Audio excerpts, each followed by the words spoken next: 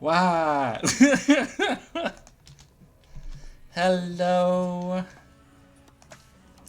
Hello, hello. Okay. I guess I typed that into the chat too. I'm typing in the chat at the same time that I'm also saying the words with my mouth. That works. Okay. So, here I am. Here we are. Like I have been saying, I don't really have much of a plan for today. So let's just kinda hang out and do whatever. You can probably tell in the background behind me. Probably not much that can be seen behind me. I am in a new place. If you did not see my previous streams, you probably didn't see my previous streams, but if you did not see them, I am in a new place than where I was last time that I was doing streams. Yes. Alright.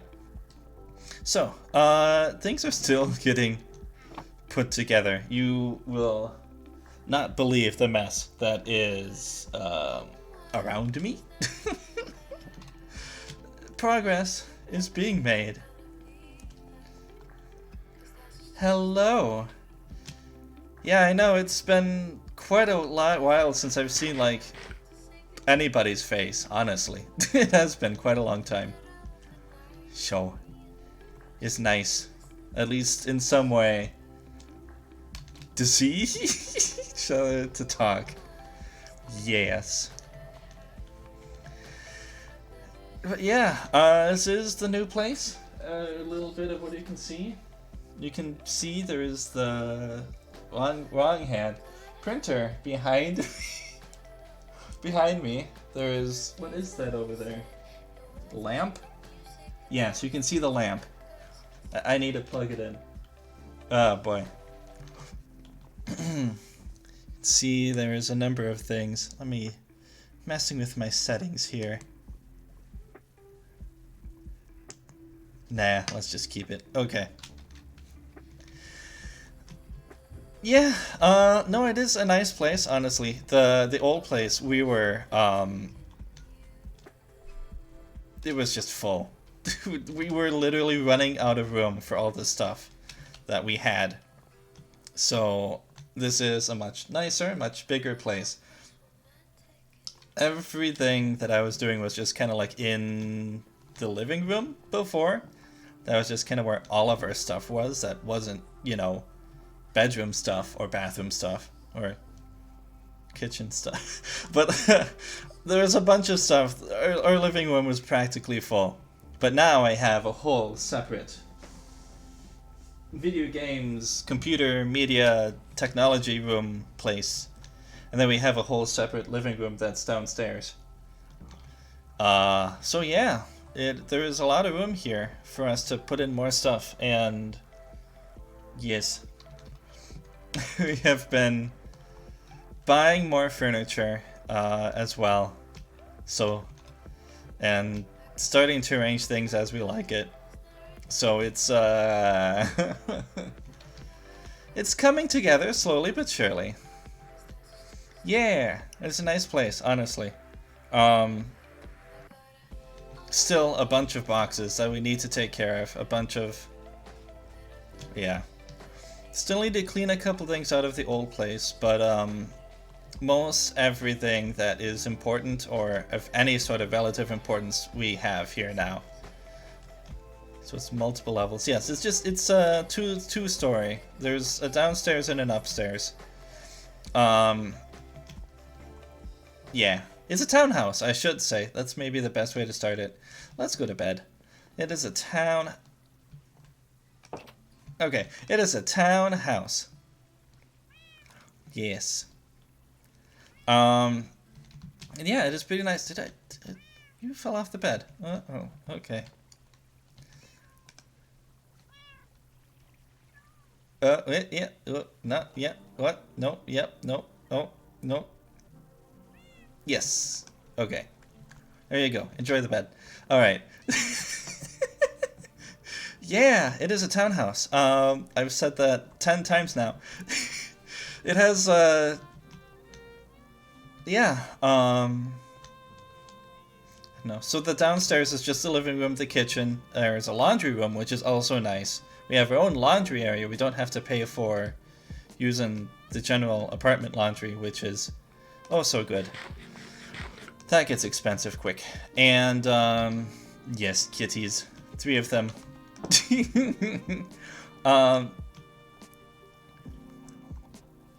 In unit. Yeah. Yeah, I know. It's gonna take us some time. I mean, like, the important thing is that we have everything here. And so other than just cleaning out the old place, all we have to do is that. So, I know, there's no time rush or anything now. So it's just a matter of, yeah, getting it done. So, doesn't matter, it'll take time, it's fine, yeah.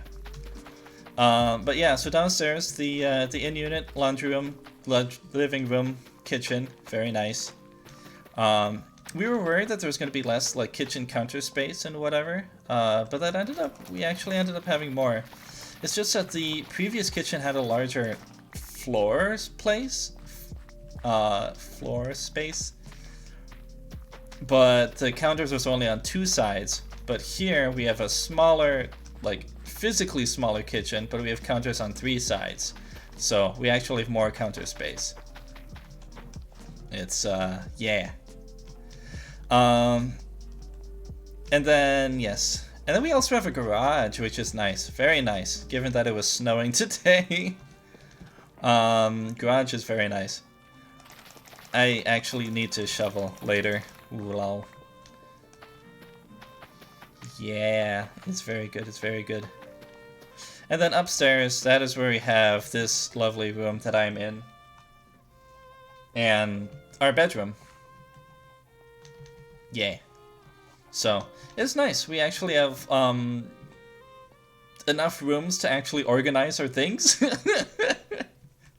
And not have things just sitting on top of each other. It's much better. Yeah. Are those? Okay. Much better, much better. So, yeah, it's, yes. Oh, pumpkins are not ready. We have to get that pumpkin. Okay. Yes, I am excited, because we... The other funny thing, so we bought a sectional couch to go in the living room. It is very soft. It is very nice. The issue is that when you're looking around the furniture store and, like, looking at things, you always... Everything looks smaller in the furniture store than it actually is. So we looked at the sectional couch in the store, and we were just like, oh, that looks nice, this is soft, and we think this is going to be, like, the perfect size and everything for our apartment, our living room. We go in, and we go back to our apartment after we bought the thing. Gonna have it delivered, well, we had it delivered a week later, 2 days ago. We're gonna have it delivered, and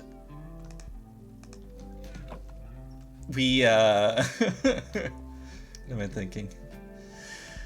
And we looking around the living room, and, like, we set aside a corner where we're gonna put the sectional. It's like, okay, this'll be just enough room. It didn't look that big. It'll be fine. Thursday comes, they come to deliver the sectional. And it takes up not only that corner that we set aside, but practically that entire wall.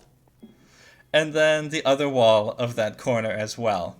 In fact, it kind of sticks out into, like, the opening into the kitchen. So we have this friggin' giant couch that's just, like, taking up a lot of space in our living room. We thought it was going to be, like, a perfect size in the furniture store, but it looks so much smaller once you well, it looks so much bigger in your actual house. So,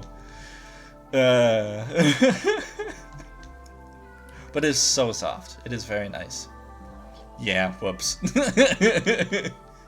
But it is very nice. It is very soft. It is very good. So I honestly don't feel that bad. And like once we once we get rid of more of the boxes in our living room, that is where the living room has been where we're piling all of our empty boxes that we don't need anymore.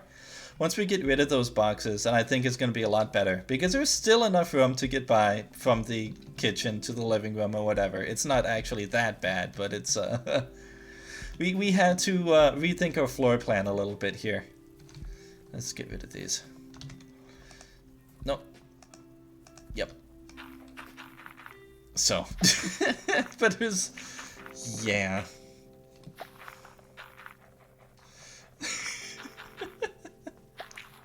All right.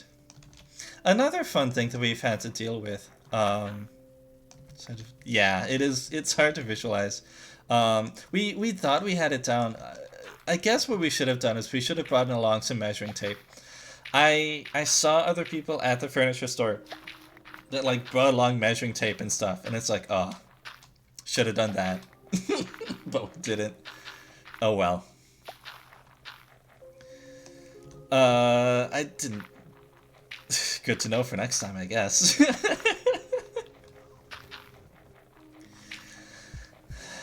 But yeah, it is lovely. But it's so soft though. We almost fell asleep watching TV down there last night. Not last night, 2 nights ago. So no regrets. No regrets. But yes, next time, gonna bring the measuring tape.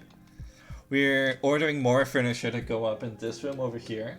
And so, I made sure to pull out the measuring tape this time for the furniture we ordered. It's gonna be a total of 8 feet long, and it's like, yes, that's perfect. Yeah. It's kind of funny. So like we got this bigger place, and now all of a sudden we're starting to just fill it up with furniture already. We need more furniture, more shelving and stuff, because we have so much stuff that was just stacked all over the place before. So we do need some more furniture, but it's just like, you know, how long is it gonna be until we fill up this place too? Yeah, I mean, I'm sure it's gonna be a lot better once, what am I saying? Once we get more of the boxes taken care of. But yeah, so that's been the big thing, the big fun thing that I've been doing for like the past month, almost. Month and so. So, lovely. It's fun though. It's nice. It's gonna be a nice place. Pace through house. Okay. Yes. That's what I do. I pace. Even in games, I pace. Oh boy. I just kinda look at stuff. Like, whenever I just kind of sit here and I'm just like, I'm not quite sure what I want to do. But I want to play Minecraft, I just kind of meander around. And the nice thing about my little base here is that there's just so many random hallways and stuff to just meander around, and I can just kind of go in circles. And just kind of end up in the same place, just in a completely different path. And yeah.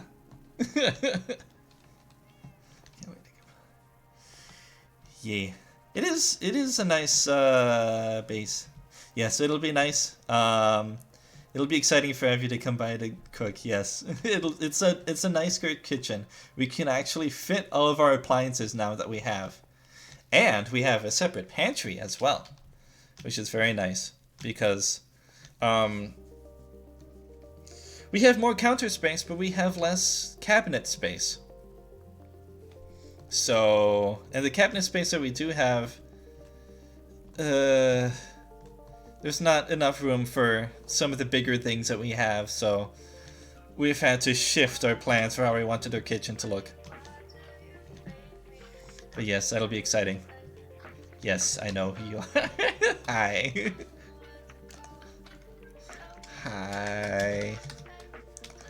Alright, I suppose what I can actually do is maybe give a little bit of a tour of the place.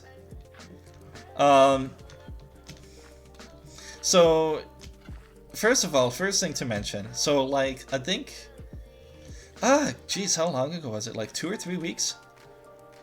3 weeks ago, I think, I did my first, my big live stream where I went to the end and defeated the Ender Dragon and all that sort of stuff, which was a whole ordeal. Oh boy. That was supposed to be like a 2-hour, maybe 3-hour stream. I think it was like 4 hours and something. But yeah. And I gave a tour of the world there. That's what I was trying to get to. I gave a tour of the world there, but I can do another one here. It is, yay.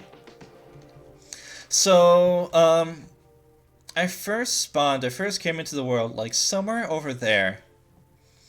And just kind of meandered around the forest, came across this river, and I came across this like completely flat plateau area.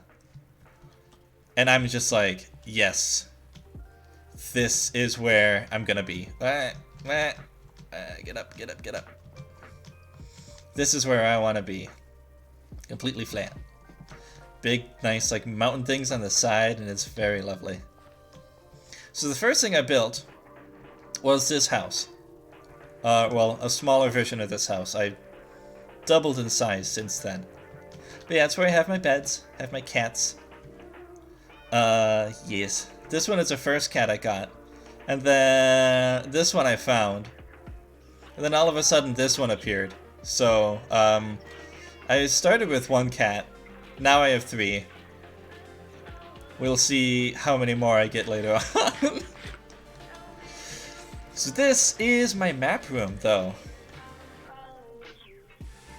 Yeah. So from here you can actually like just see the whole area around, and I don't know. We are right there. And you can kind of get an idea of like the farms and random stuff I've built around. So this is the map room. And then the real meat, the actual where my base actually is underground, inside this entire like mountain face here. So first you come into here, and this is where I have all of my furnaces and stuff, potions. Oh, can I save that for later? And just things to mess with, and yeah. And then down here is all of my storage. Yeah. Very nice storage room. It was started as just this little area right down here. And then I'm like, I need more chests. I need more chests. I need more chests. So, it is expanding. It is expanded. And now I'm at the point where I can't really expand anymore because I'm starting to literally run into the walls of the other rooms. So, don't know what I'm gonna do for storage. That'll be a later problem. And so here it is, my main room. This is like the main base area. And so from here we can kind of just branch out into the other paths and other directions. This is my mushroom farm. I don't really use it much, but it's here. And then over here is my stable. Hi. Yes. I have a bunch of horses. I used to have a bunch of llamas, but oh boy, the llamas are noisy. So, the llamas are not there anymore. Yes. So there is the stable. Very nice. And then the stable also has direct access to the outside. And I get to go out and go this way. And yes. Next from there, I have my bunnies. Oh, I have bunnies. I have bunnies. Hi. Hello. I have Sir Hoppington. And I have... Actually, I don't think I ever gave you a name. I don't know what a good name for this bunny would be. I have Sir Hoppington. And then... I don't know. You're like a bright, light yellow color. What is a light yellow colored thing? Vanilla? I don't know. I have to think of a name for that other bunny. I do not have one for that other bunny. Other way down here, I have my giant mine. This is where I get to do all my mining. The mining part of the Minecraft. I go all the way down. Yeah. I know nothing about bunnies. Well, how do you catch bunnies? You trap them in a room and then you never open the door again. When they first introduced bunnies, you could actually like keep them and tame them as pets, the same that you could like cats and dogs, but then they got rid of that ability. So now they're just all wild bunnies.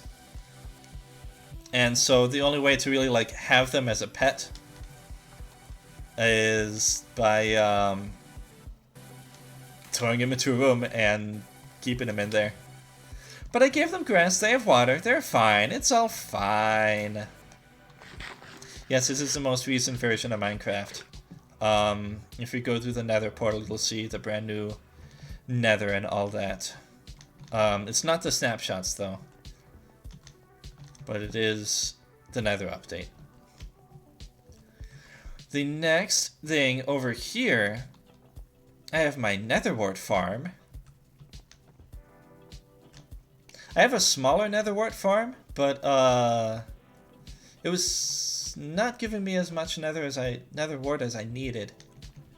So I got a bigger one, and it is much better. This is the bottom portion of my mob farm. So all the enemy monsters, all the bad guys that are in the world, I created a little farm, and so they all fell down this hole, and I get whatever things that they drop. Excited for Caves and Cliffs. I think I am excited for Caves and Cliffs. I'm excited for a lot of the things in it. Given... By the way, this is the top of my mob farm. You can look down inside. See, there's a spider. Hello. And so that is how they, well, kind of fall in. I am excited for Caves and Cliffs.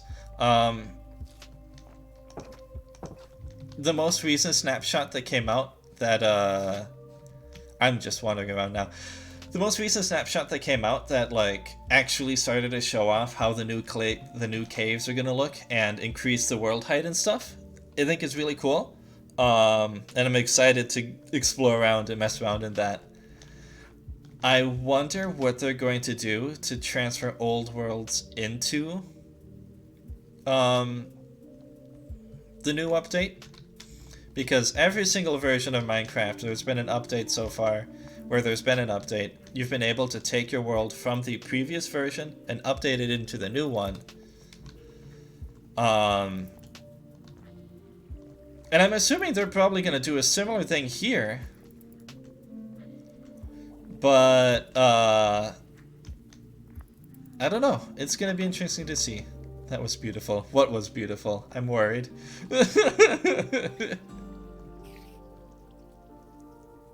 Yes. But yeah, I really like the look of my mob farm. It took me quite a bit of time to get all of this redwood here. But I like how it looks. It's all red. Maybe a regen button? There wasn't actually... Well, there is a way to regenerate, but not through something in Minecraft itself. You actually have to either mess with the files or you have to use a third-party tool to create a brand new nether. To get all brand new nether. The cave snapshot. Oh, yes. It was very nice. Yeah. But no, what was I saying? Yeah, but no, if you explored any portion of the Nether before the Nether update, those portions of the Nether just stayed as they were, didn't change at all. And any new portions got the new Nether stuff, as, you know, has been the case with previous updates. But yeah, so that is why I actually waited. I never touched the Nether until the Nether update came out. So it is completely 100% new Nether. I've had this world for a couple years now. So it's gone through a couple updates. And yay. Trying to think of something. Okay, so this is the mob farm. And yes, so the top up there, the top that I showed, that was where the actual, you can look down and see all the mobs. Let me just go back up. Having a conversation and giving a world tour at the same time. Get distracted. Oh, now you can see. So yes, this is how it's supposed to work. The monsters just appear. And then, as long as spiders aren't in the way, they walk into the water, and the water pushes them all down in there. Because they are not smart. But yeah, from here you can actually like look down and see all the monsters around and stuff. Console versions. Yeah, I don't know how the console versions work. I have Minecraft on my Switch. And I did play with it for a little while. But yeah. So I actually made levers and stuff here, so I can actually come in if I need to mess around in here. Hi. Yep. And whatever, I can just flick those switches and come in and say hello. Hello. And yeah. So I'm very proud of my mob farm. And I think I've spent more than enough time talking about this thing, so we're going to move on. Yeah, I don't know how the consoles version works. Like I said, I have Minecraft on the Switch, but I put maybe 5 hours into it, and then that was about it. Boop. Alright. What's next to share? This is a tunnel that goes to the giant canal that I made. I'll show that off later. And this is a tunnel that leads to what I call, what do I call it? Like my transportation tower. This big thing. And with this tower, this has railways so I can get to other parts of my world. This has multiple floors where there's stuff. Not a lot of stuff. And yeah. Oh. Yeah. Oh, you're talking about like the old console versions, like before the Bedrock stuff. Yeah, that makes sense. From what I've heard of the old console versions, I've heard that they, whoops. I don't know. They added a lot of interesting features and like took care of their player base in a nice and good way that you don't get with Bedrock anymore, unfortunately. But yeah. But yeah, this is my transport tower. I don't know. Oh! And so that other tunnel I mentioned that went to my canal. Allow me to show you the canal. When I first started this world like years ago, I think like 4 years ago, for whatever reason, I saw this area and I was just like, you know what this place needs? It needs a canal. Oh.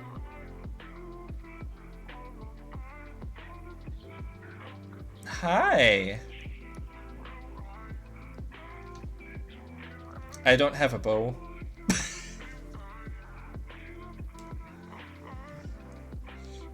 I used up practically all of my arrows on the Ender Dragon fight, so I have no arrows now, even if I had a bow. These guys are pillagers. They're mean. And they have crossbows, so if you get too close to them, they start shooting at you with their crossbows, and they hurt.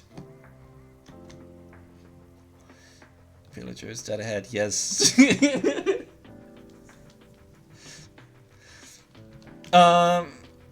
So I can either engage with them and, like, do that, although it's probably gonna take, not gonna be as easy without my bow. Or I can just kind of walk along and leave them be.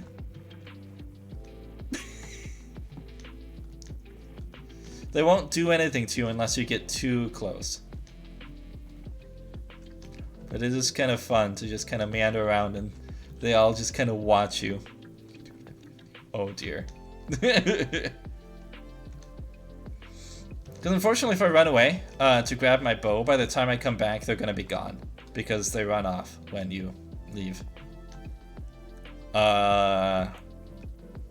It's with either now or never. I so wish I had my bow on me now.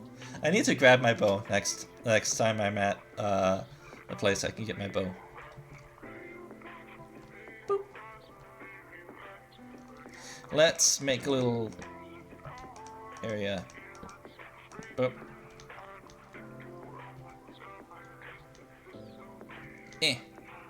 Come on. Gotcha. Come on.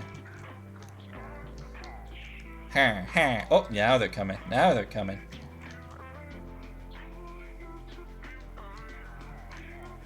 Ha ha ha.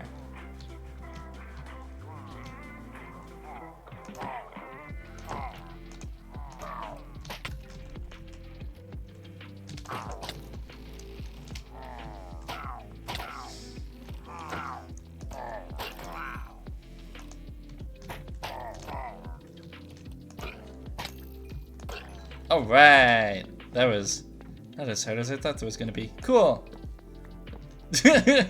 Nice. Oh, thanks. That was helpful that they shot into each other, their friends, a couple times.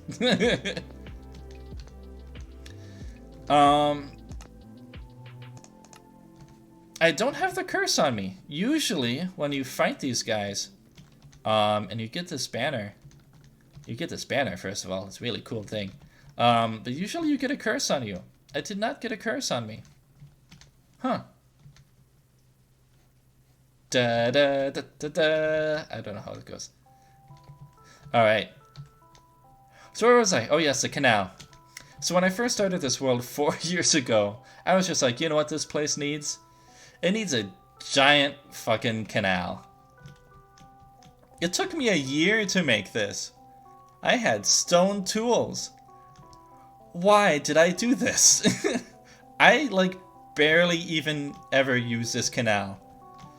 So this was a giant project that I undertook for, like, quite literally no reason. But it goes from all the way over here, all the way over there. What is that down there? Is that a bunny? Okay, now I want to look.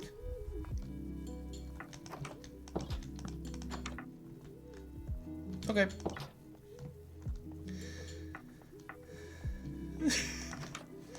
Giant canal that I have no need for, but here it is anyway. That is a bunny! Oh no! A bunny somehow fell into the canal. Hi.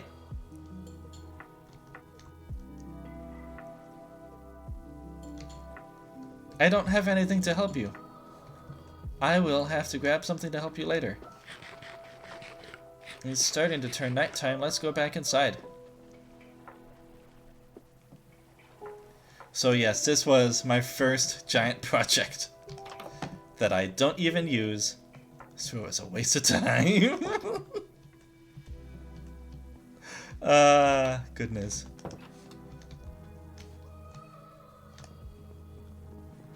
I want this. I changed my mind. Other things to show.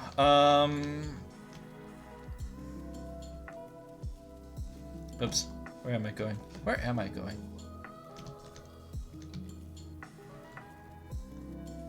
This is what I'm looking for. Did you have plans to use the canal? The idea was that I wanted to connect that body of water over there with this river over here, because I thought I could access a lot of cool areas using this river, and that body of water is where my whole base is connected to. But other than a swamp, there's not really much of interest that is connected to that river.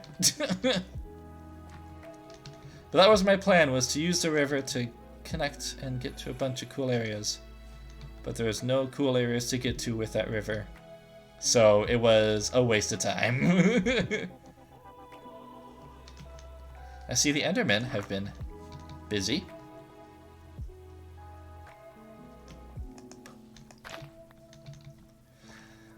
Yeah. So now it just kind of sits there. I mean, it'll sit there regardless. But now it's just kind of just this giant hole that I've just dug into the earth. That's just there now. Yeah, it does look cool. I do like how it looks, honestly. But given that it took me an entire year to make it, not really quite sure if it was really worth it in the end. But, you know, whatever. Let's go to bed. Do do do do do do do do do do.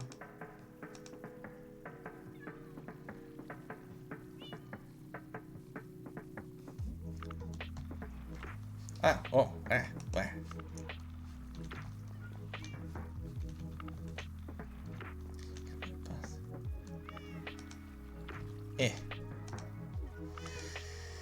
Yeah. Oh, let's take care of that.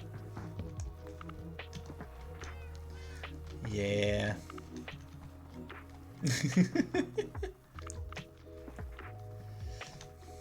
So, let me think. Is there anything else I really have to show? Oh, all of my farms over there. Let me show off a little bit more of my cave down here, though, first. I don't know.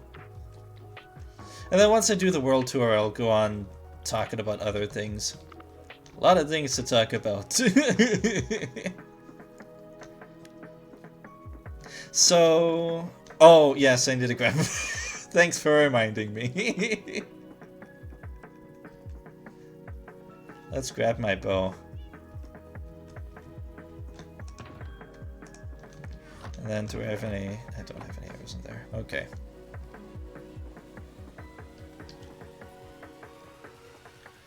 Ba ba ba ba ba ba ba ba. Oh, that's not arrows. Cool. Meow. These cats, they like to get stuck in this waterway up here that brings you to the top. So I've had to save them a couple times. Why are there only 2 of you? Where's the 3rd one? Did I leave the 3rd one up in the bed?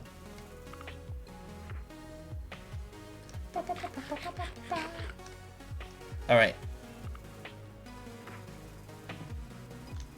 Oh, you just want to sleep? Aww. Aww. Okay, I'll let you sleep.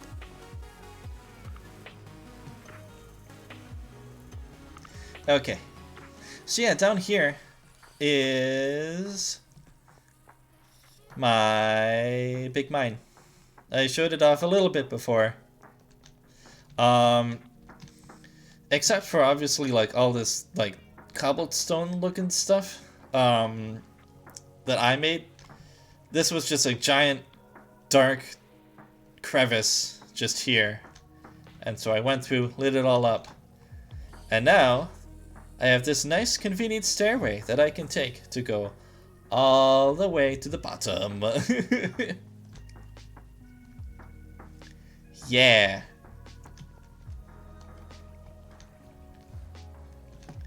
It's very nice. Oh, no, now you decided to come too. Nice. Okay. And then I have a couple of strip mines and other various things. Yeah. I guess the last things to show, because that is all of this. And then if we go this way, there is another ravine actually over this way, which I've also explored. And then that ravine also leads into yet another ravine way over there. So it just continues onwards and onwards, more and more stuff to explore and uncover. It just goes on and on and on. Yeah. So, beyond all of that, let's show off the farms, I guess. Something to show. Oh, another thing to mention before I forget.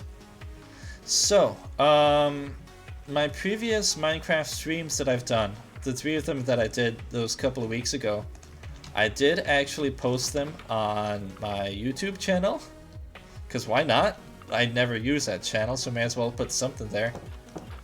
So, I don't know. Maybe I'll share a link to them at some point or something. And we'd be able to see it. Oops. Alright. Okay.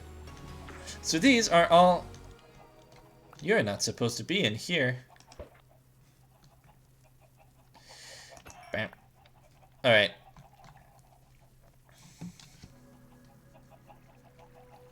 So over here are all my various farms and stuff. I have this tiny little wheat farm. I have my whole chicken farm over here. I have cows. And I have sheep. If you could have any pet from D&D, what would you want? Boy. Some sort of pet that flies. Some kind of flying animal. I don't really know that many D&D creatures, and I feel a lot of them are like more hostile than really pet-like. But if there's one that flies, that I could ride around and like fly on, that is what I would want. Over here I have pumpkins. Pumpkins.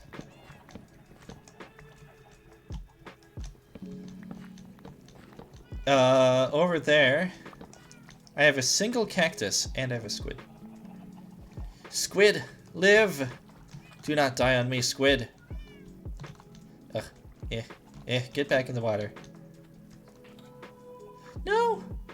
No! Squid!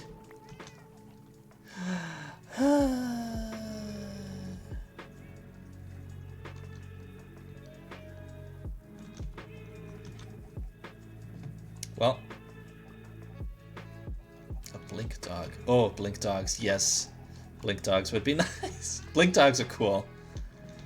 You're correct. Those are really cool. So here's my cactus. I have no need for a cactus. I thought I needed a cactus, so I got myself a cactus, but now I have no need for a cactus, so there's my cactus.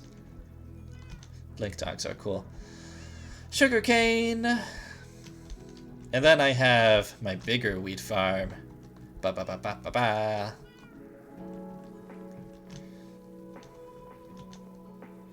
Hi. Cats are so cute. And then this is my newest edition, and I actually built this on a stream. I have bees.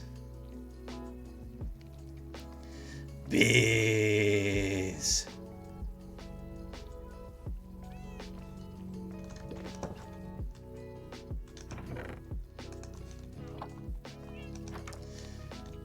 Bees. Hi. It's just a little bee house hut area. And I actually, yeah, gave them a bunch of flowers so they can do their little bee thing with the flowers. And I get honey. It is a win-win arrangement because the bees like flowers and I like honey. Hi.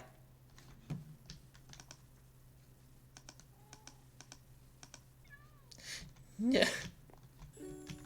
Okay, you need to go over there. Thank you.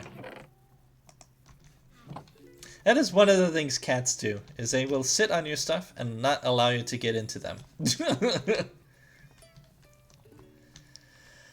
But yes, I built this on one of the previous 3 streams that I just mentioned. So, yeah, that can go be, you can go back and watch that. I've also been thinking about like making edited, like shortened clipped versions of those old streams to, I don't know, primarily honestly just to practice my video editing skills, because I don't know, I want to do more video editing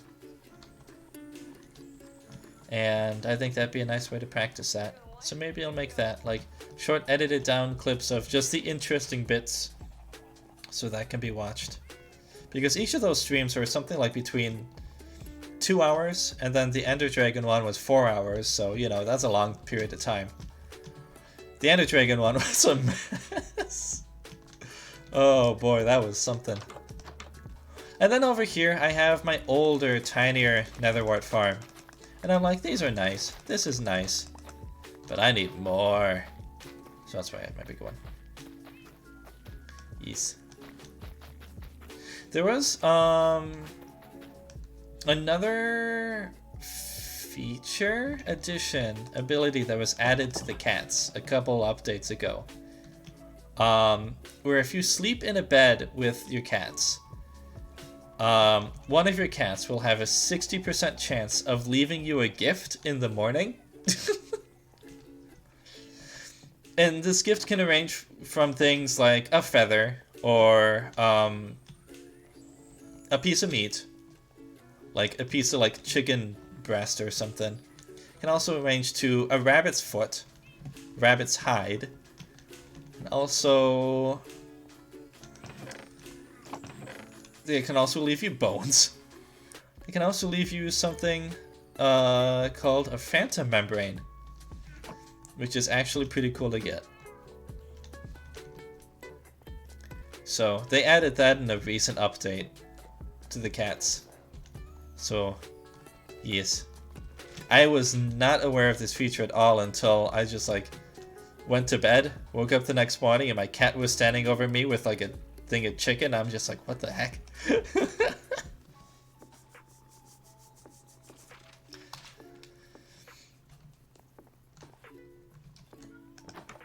See, the cat left me some rabbit hide. And I think with that they're trying to depict the whole thing of like sometimes you'll leave your cat outside or something and they'll come back with like a dead bird or something, and they'll like drop it at the porch by the door or something and be like, see, that is how you do the hunting. I think they're trying to replicate that.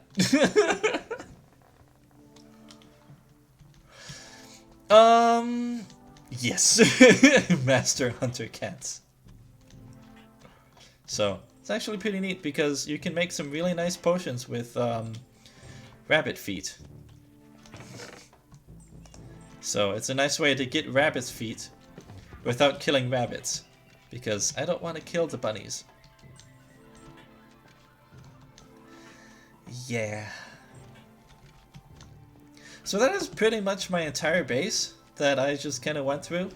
The big thing is that this main room down here, hello friend, this main room down here is kind of meant to be like the central point where you can see everything else from, get to everywhere else.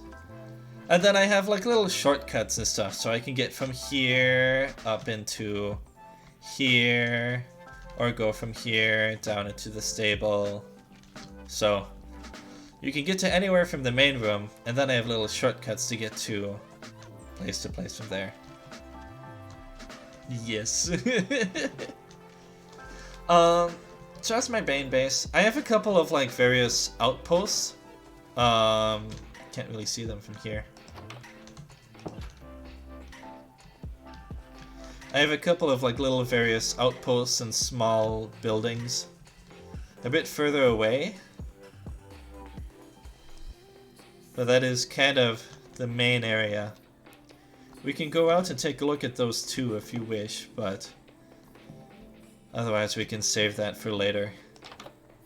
Like there's one over there. You can see the railway that goes all the way down to there. Yeah. The awesome thing, so the thing I love, are these fireplaces here. You set these up and they will leave these like big smoke things. You can see them from so far away. Very helpful when you're like out exploring somewhere and you're just like, I need to figure out how to get back to civilization.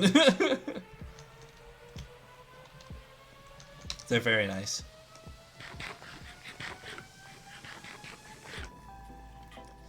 But yeah. So yes. Other fun topics to talk about. So one thing that I'm actually very happy with, in regards to my new place here.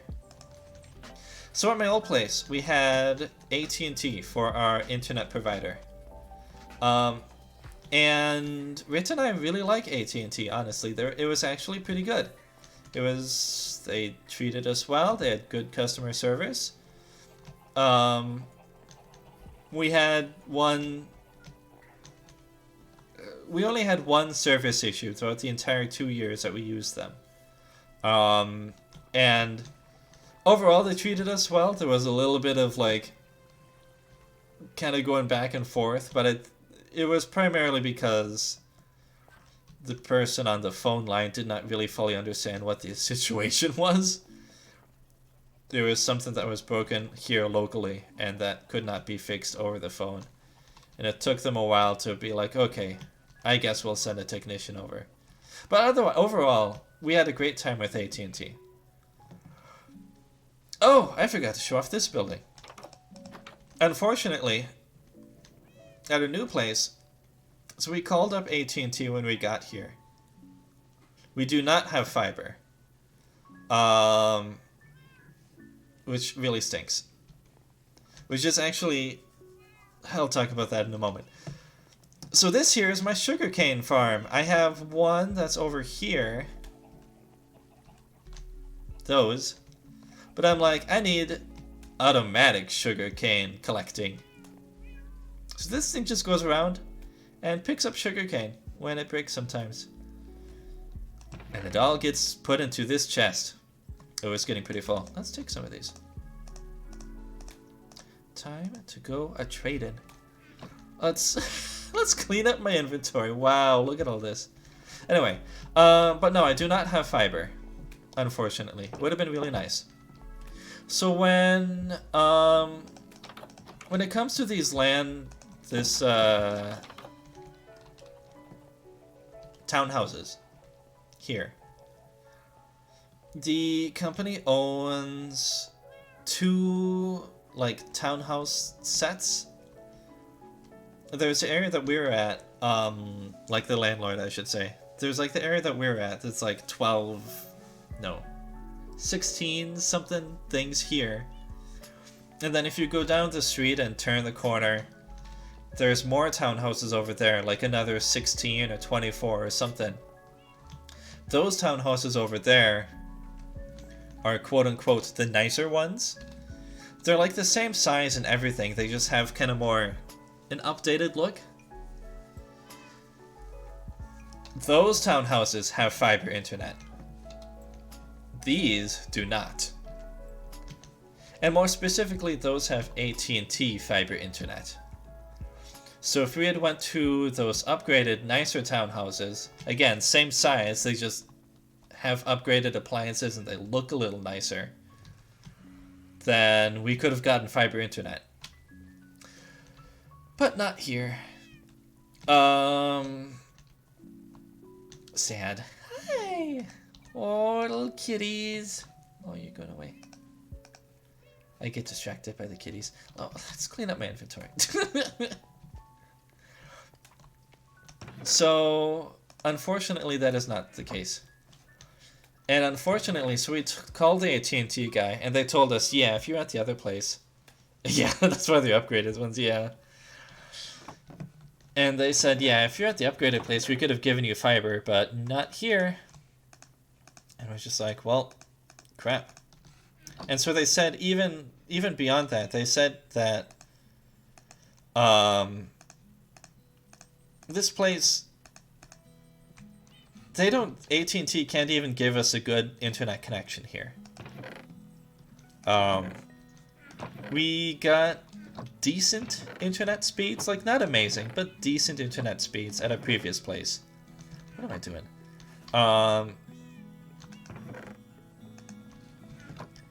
But when it came to this place, we talked to AT&T, and they're like, yeah, the new place that you're at, we're not going to be able to give you any sort of good internet speeds. And at least they're honest, and at least they told us, like, straight up, like, don't even bother going with us, because we're not even going to give you a good service there. And so we were stuck having to go with Spectrum. And, I was nervous, because Red and I had such a great time with AT&T, and we were worried that Spectrum was gonna, you know, be so, we were worried it was gonna be like terrible customer service and terrible this and that or whatever. But it actually hasn't been that bad either. Spectrum has also been decent for us. There is the big issue that everyone has been saying about, like, there is a big price hike after you use them for a year. And people always complain about the prices. But we're just going for just internet. There's no TV package, no whatever else, just internet. And they told us what the price is going to be after a year. And we were like, you know what? That's a bit high, but we can do it. So... We're gonna be going with Spectrum from here on onwards. But the nice thing, so we got Spectrum set up. The internet speeds here are faster through Spectrum than we even had at AT&T at our old place. At my old place, there would be stuttering sometimes when I'm streaming, and like it would be funny because like I would pull up my stream on my web browser and like actually look at it, and I would be like 5 minutes behind the stream would be from what I was actually doing. One of my first streams before I did anything to fix that, it was terrible. I was like 5 minutes behind.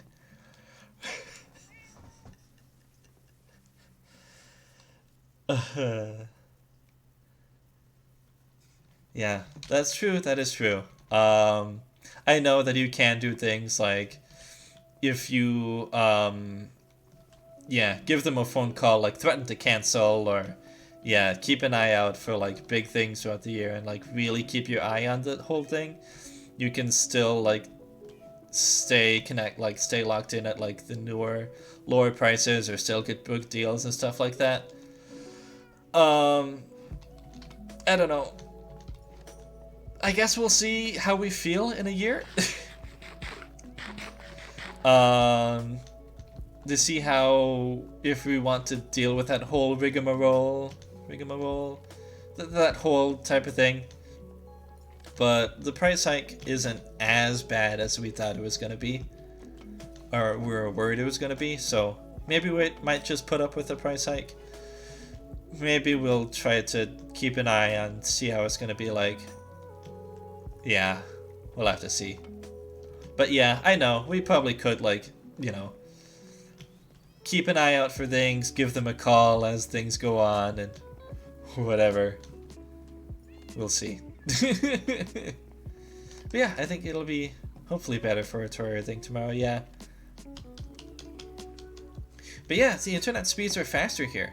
It was so funny seeing that previous stream, and I would like be doing something, and I would like look at the stream itself, and I would be like seeing something that I did, like I'm in a completely different place. Like I moved out, like walked out to a completely different place. And it's just like, oh my gosh, it's so far behind. I did a little bit of fixing, so it wasn't so bad after that. But now here, the internet is so good.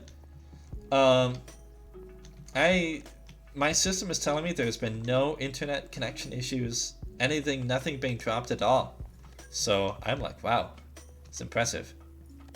And like I did comparison like speed tests and stuff, and it's just like, it is much faster, much better. So like at least twice as fast. So that's honestly pretty cool. Yeah, we're pretty happy with that actually. And this is like the low version. They offered like Spectrum offers like 3 tiers of like internet speeds and stuff. And this is the lowest tier, and it's still faster than what we got with AT&T at the previous place. So we're pretty happy. And we have no reason to go with any of the higher tiers at all. Like, this lower tier is going to be more than enough for us. God, you're doing about time travel. Kind of, in a way, except time travel backwards. Which is not great. Well, I mean, I don't know. I guess time travel backwards is the thing, but only by like a couple minutes, and it's like, what much good is that gonna do? You have to be connected to a computer that's streaming the whole time. I don't know. But yeah, but now, here and now, it should be a lot better. In fact, if I went to go, to look at my stream, let's see how it's like, how far behind I am.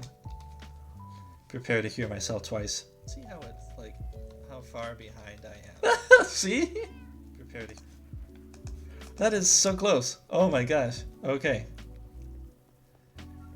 Wow. Let's actually close that tab because it's gonna. Okay. Anyway. What else do I need? Oh, why do I have? It's like Harry Potter Time Turner, but shitty. Yeah.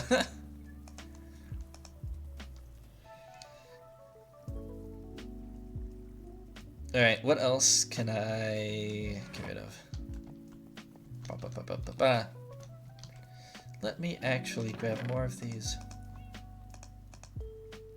I'm gonna run down to the village and do some trading. Do a little bit of ha. Ha. Ha. Ha. Okay. To the village!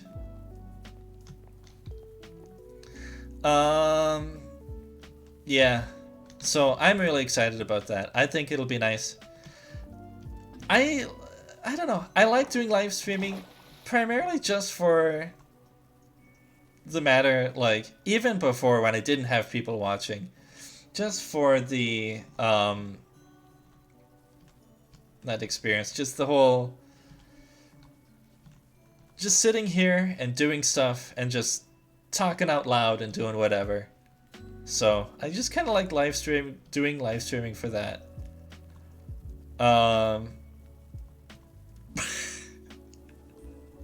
And so I don't know. It's nice that I have better internet here now, so I can do even better streaming and do more live streaming. I'm excited to do more live streaming. It doesn't really matter to me how many people watch or not. It's just kind of nice to just stream and just sit here and just throw out my thoughts into the world and whatever. That's so funny. Yeah, just vibing. Getting a necklace you didn't even know what it's from. I've done a similar thing. I found something that was from an anime, like a song that was from an anime, and I'm just like, I like how this sounds. Didn't even know it was from an anime at the time. Well, yeah. And I just like played it on repeat for like a month. And then like 3 or 4 years later, I find that anime that it's from, and I hear that song, and I'm just like, this is where that's from.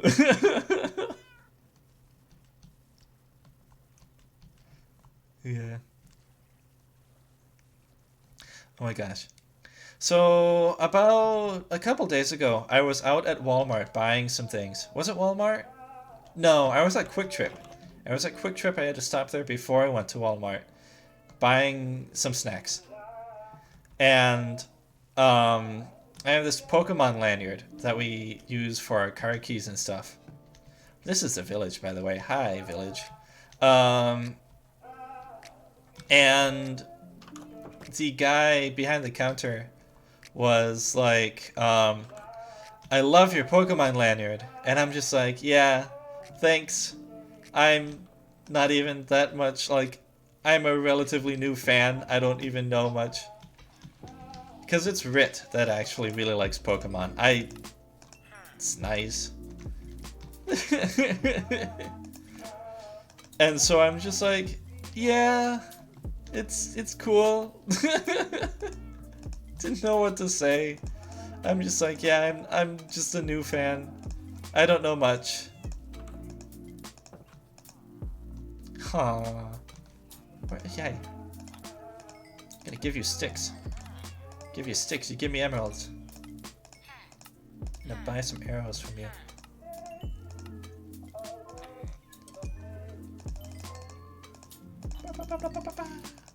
Yeah. I'm gonna give you... Never mind. I don't have any more sticks. Yeah. I thought I had the story that I was saying before that, and I don't remember anymore. Did you try the Coke with coffee? Yes, okay. I got both the vanilla kind, so the Coke with coffee, the vanilla flavor, and I also got the caramel flavor. And so Rit and I tried them both. And Rit did not like it very much because it was too vanilla. There were too vanilla and too caramel. They did not. They tasted too much like soda and caramel and whatnot.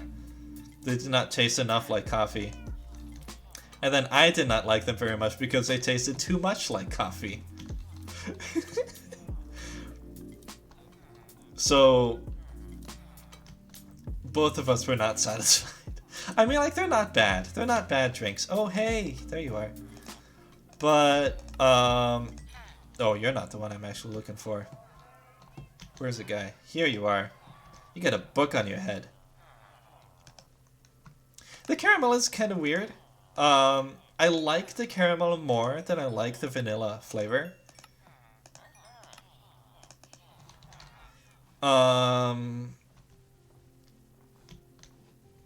But yeah, it's a dark blend. He might like the dark blend. That might be more up his alley. But I don't think either of us are in a rush to really try it again. The caramel is just, it's interesting because it's like this almost perfect blend of the Coke and the coffee flavor and the caramel flavor. Like, you can taste just a bit of each of those three things. And like almost this weird perfect blend amount of each. It's kind of weird. It is kind of weird. I like it more than the vanilla because like the caramel adds a little bit more extra sweetness. But I don't know. Like, they're not bad, but I am not really itching to go for them again. So, yeah, they're not bad though. Worth a try once. How many? Oh, whatever. I can buy more arrows later. Back home we go.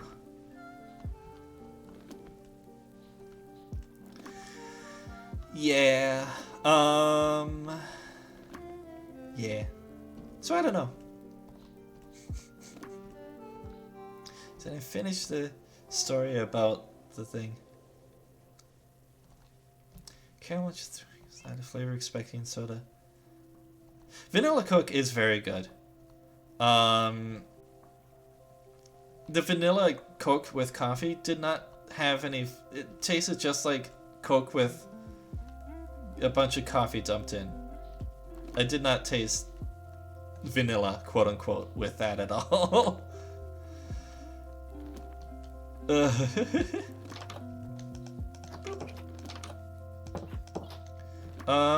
But I guess, now that I think about it, I don't really think there's many other, like, caramel soda flavors, are there? I can't really think I'm sure there has been other caramel soda flavors out there before, but I can't think of any. Caramel is more of a coffee flavor. I don't know. It worked out well. Like, I'm sure there's people out there who really like them. You gonna come by, big kitties? Where you at? Yeah. But I don't know. Not for me. I would rather either go with coffee. I have this sweet coffee that I like. I would rather either go with that coffee or I'd rather get a Coke. I don't like the connection of it. Caramel Faygo. Huh. I guess if any soda was to do that, it would be Faygo, wouldn't it? There's so many interesting Faygo flavors. Fanta as well. Well, I don't know about where to get the Caramel Faygo, but Walmart, of course. I was just at Walmart earlier today too.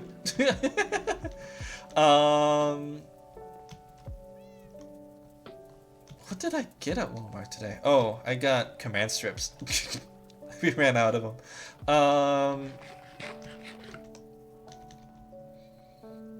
But yeah, but the Coke with coffee. Caramel apple Faygo. Oh. That's fascinating. I want to try that. That sounds fascinating. That sounds cool, actually.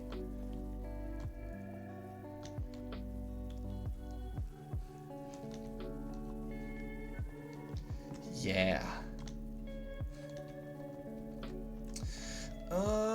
What else do I want to do now? What else can I do?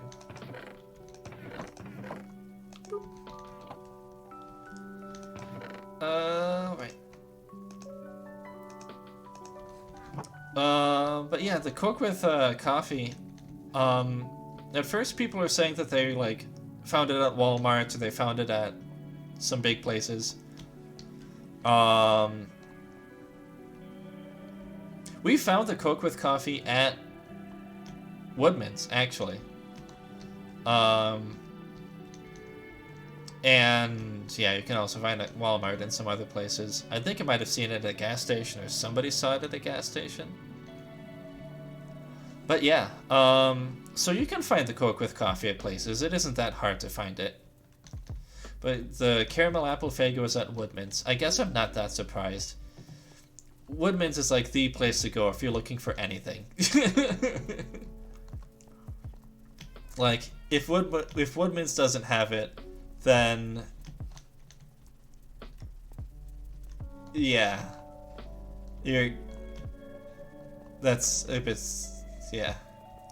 yeah, basically any just weird things you can't find anywhere else, Woodman's is where it's at. Hello, something has dropped in. Meow. Yeah, I love Woodman's for that reason. There's so many things that we only find at Woodman's that we can't find anywhere else. Yeah. Did I? Yeah. And it is already like a far enough drive for us to get to Woodman's from our previous place. But now here, like, it's not that much further. But it is just a few more minutes more, and it's just like, ugh. Like, we're still gonna go there because it's Woodman's. And they have good prices on top of that. But it's even longer of a drive for us to get there to get groceries. World Market. Super Cola. Oh, I have a similar type of candy soda thing that I ordered online. You probably are. I think you are in a little bit of a delay. And I said that you're on a delay just as I saw that message, so you can tell how long of a delay you're on.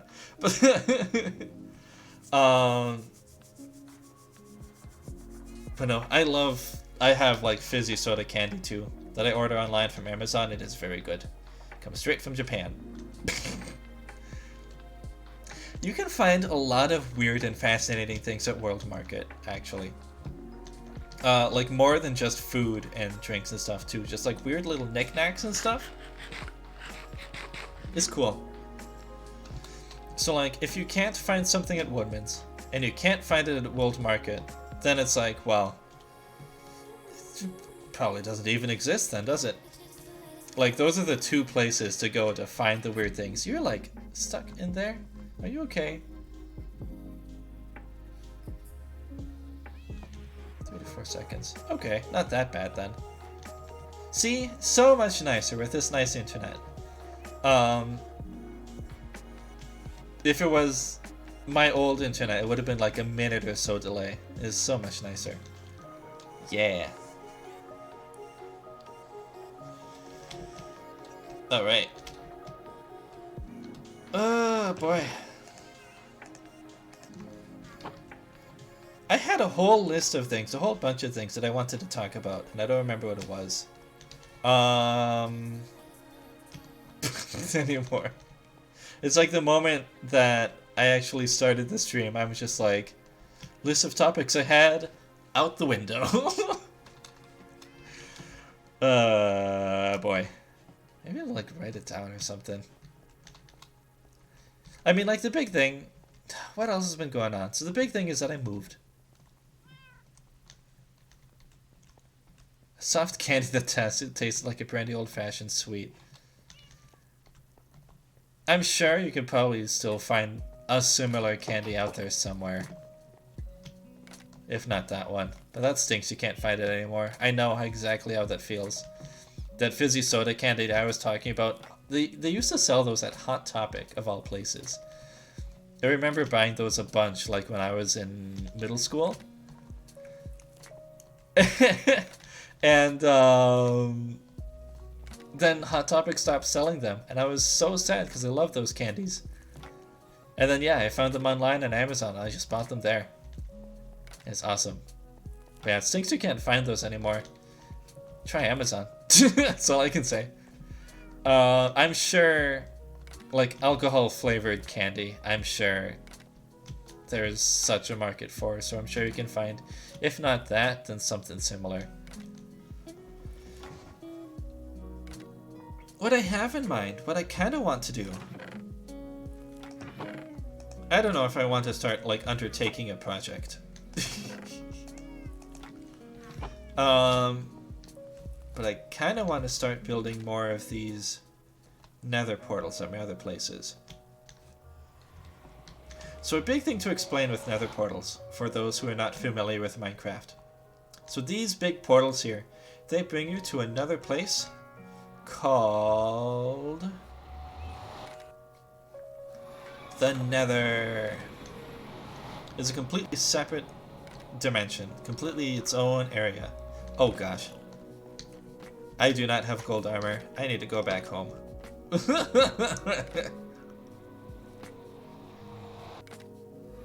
Okay. I forgot to grab one thing. Oh, before I forget. You need to sit. You need to sit. You need to sit. Nothing but problems occur when I go in the Nether and I don't have my cats just sitting. Bees. So one of the big things about the Nether, just beyond the fact that it's this whole extra dimension, this extra world that you can explore and stuff, is that you can use the Nether as kind of like a fast travel type of thing.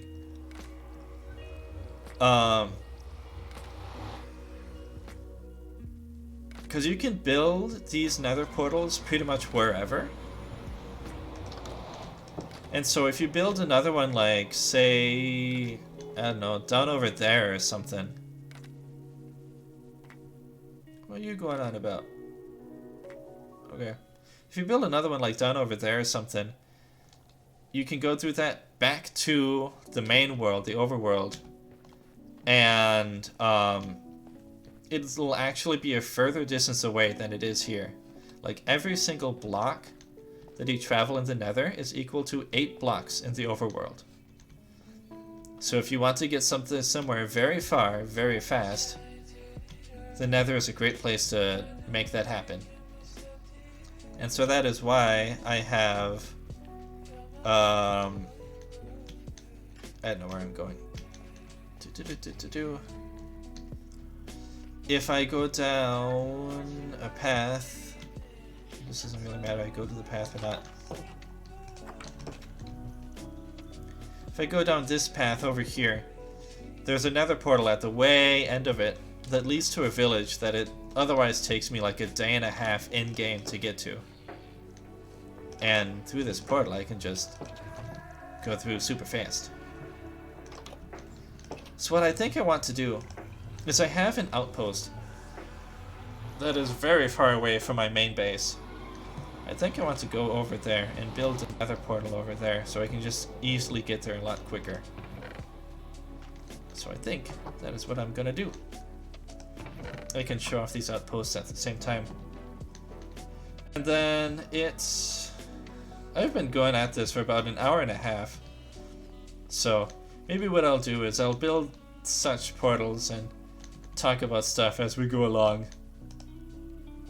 And then maybe I'll call it a night from there. I don't know how long I really want to do this. There we go. Took it a while. I'll do that.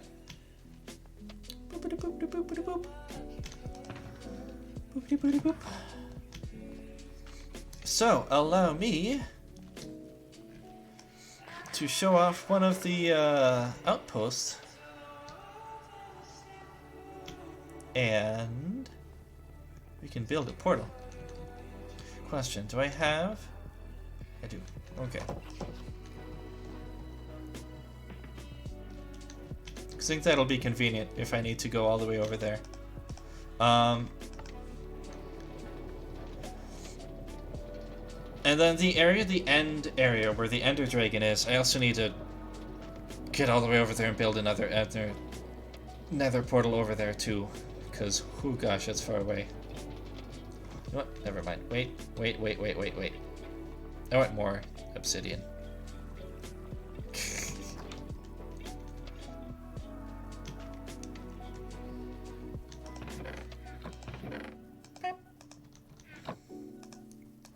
Yes.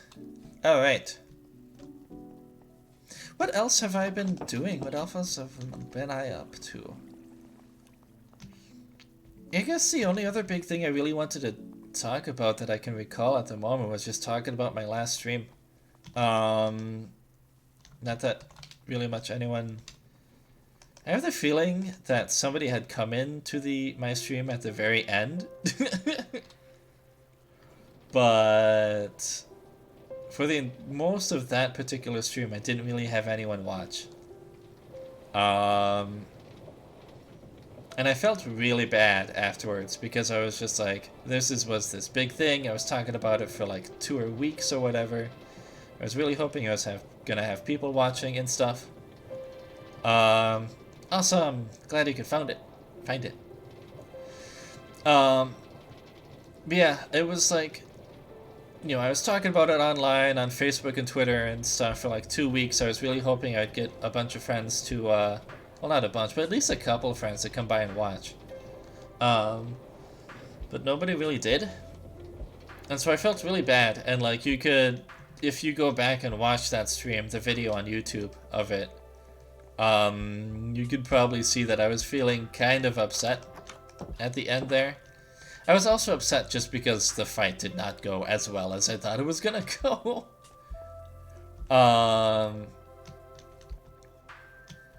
But like, about a day or two later, a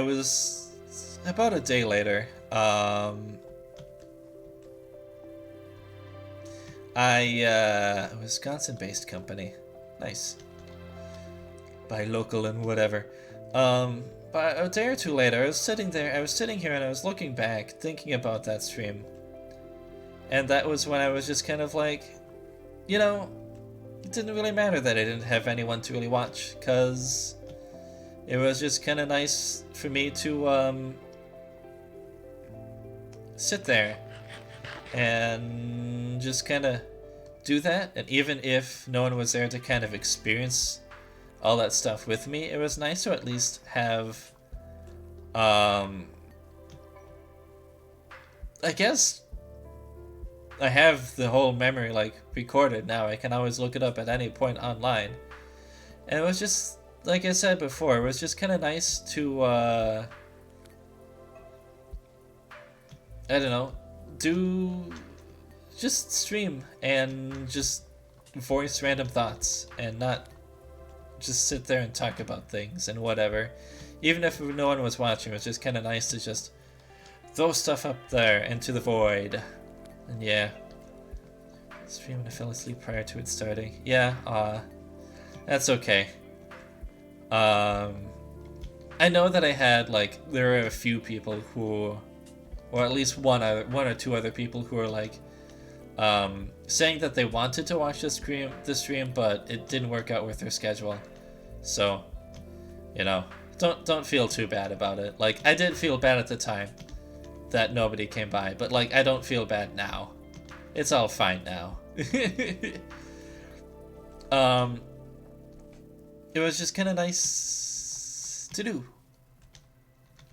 Besides, like I said, I wanted to make that video clip, so I'll probably do that at some point.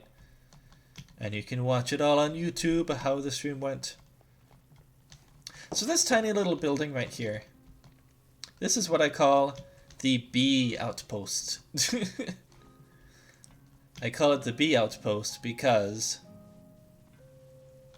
more bees! More beehive. Yeah, that's kind of the thing, like, that's kind of what it was just kind of venting and just doing whatever. I guess not exactly venting, because, at least for most of it, I really didn't have anything to quote-unquote vent about, like, no emotions or whatever, but it was just nice to just say things out and whatever. So, in a way, venting, yeah. But yeah, precisely. I don't know. And it's nice that I have this it's all recorded, it's all online, so I can come back to it at any time and, like, watch it and be like, yeah, this is what happened that day. This is what went down. And yeah, it was cool. It was fun. It was nice. It was such a weird, well, not weird, but just a weird couple of hours, I guess I should say.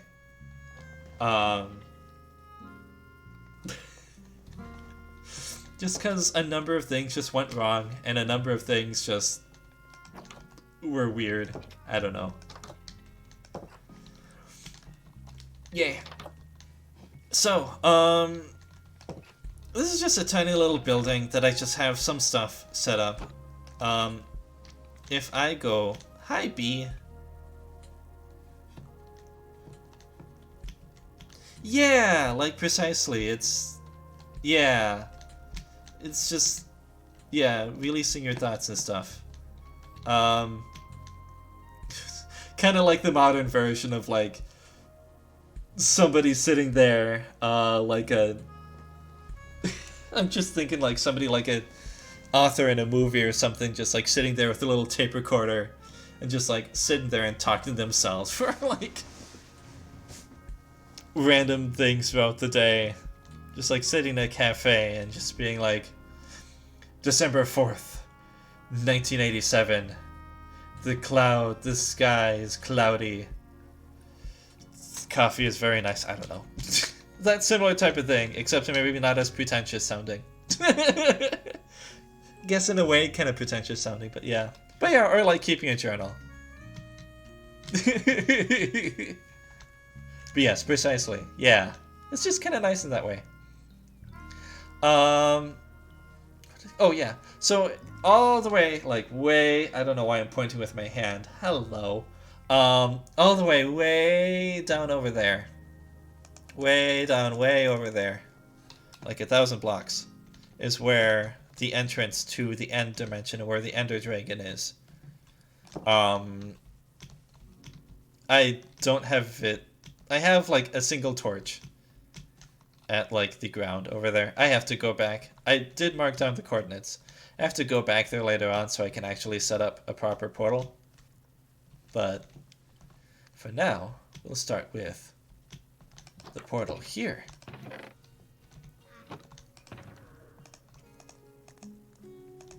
So the idea is that by setting up this portal, I can easily get back to this location from my home base without having to travel so far. Boop, boop. Alright. So,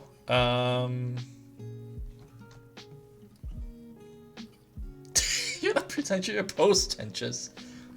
Yeah, what is post-tentious supposed to be?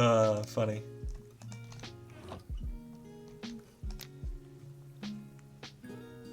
Alright. I don't want to go through this portal, because I don't know where it's going to end up, but I do want to mark down the coordinates.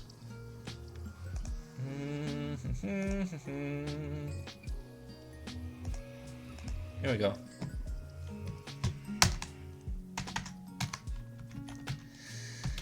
Negative 1163, positive 63. Convenient. Nothing apparently, as it's not a real word. Well.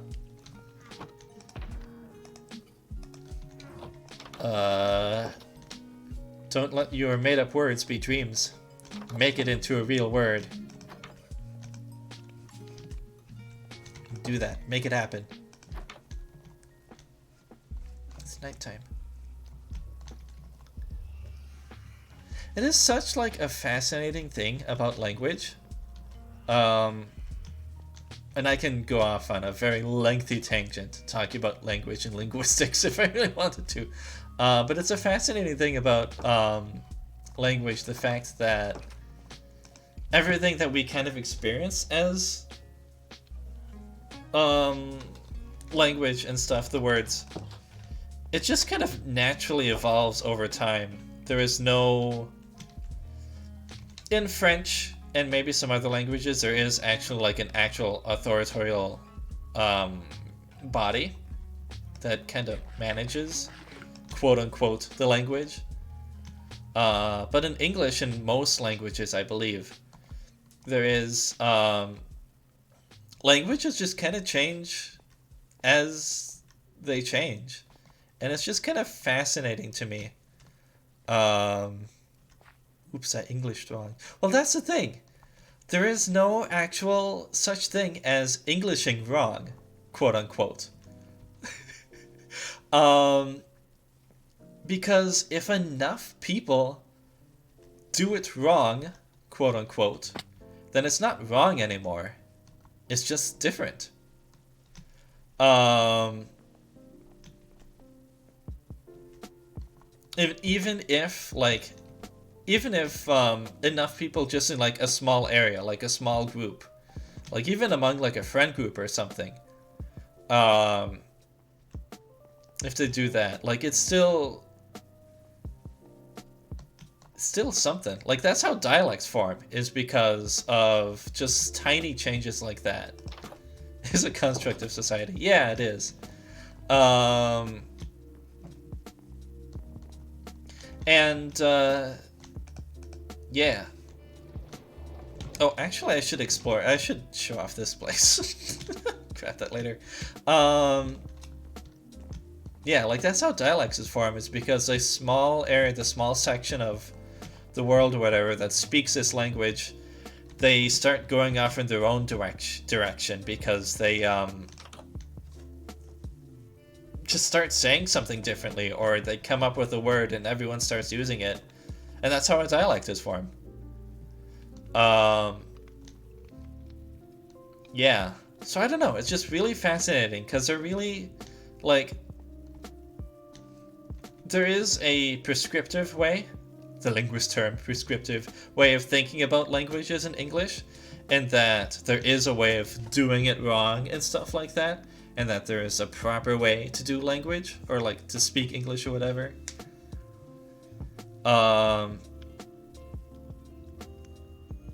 The stream Jake tells us the plot of the movie Arrival.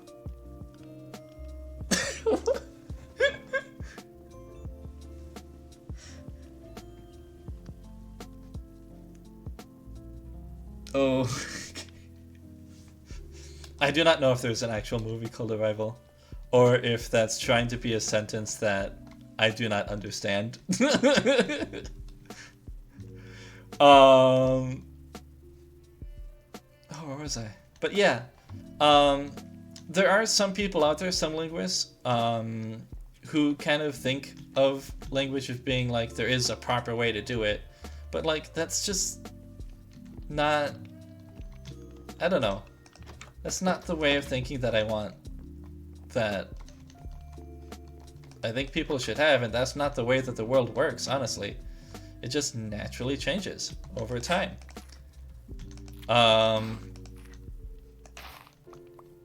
These are berries. They hurt if you touch them. But they drop nice, sweet, delicious berries. They're nice to eat. Nom nom nom nom nom nom. But anyway, it's literally what we were just talking about. The movie Arrival is just about that. Huh. Never heard of it. I mean, that is also just kind of the thing about language, is that the important thing is that the other person has to be able to understand the words that you're saying. So like, well, yes, there isn't a wrong way to do English. There is still the concern that if you deviate too far from what's standard, then you're going to end up with people who are just confused and are not able to communicate with you the same way, or not going to be able to communicate with you as easily, because you just deviated so far from what the standard language is. And at that point, it starts to become less of a dialect and more of an actual, its own entire language. Anyway, I'm just... yeah. So this place here, this is called, I call it the Western Outpost. Western? Yeah. What, aliens and humans creating a way to translate each other's method of communication. That sounds fascinating, actually. I want to look that up at some point. That's what I'll do. And I've marked that down in this notepad. Add that to the list of like 30 or 40 bunch of things that you watch. White Horse. So this is the Western Outpost. I'm actually quite proud of how this building kind of came together for just this building that's just way out here. I just like how it looks. It's on top of a hill so you can see very far away. And yeah, again, more just supplies to just kind of keep around. Got a bed, furnaces. Oh, hello. Hello. Nice. And yeah, some extra nice stuff down here. This railway is how I get back to my main base. This railway leads all the way out to the village that I was at a little bit before and doing some trading at. So I have multiple ways to get to that village. And then the other cool thing about this outpost here is this little balcony area. You can see so far out in every direction. Yeah. I played a video game. Now that I am done explaining, showing off this location, moving back to the other topic, I played a video game called Quarantine Circular. I believe it was called.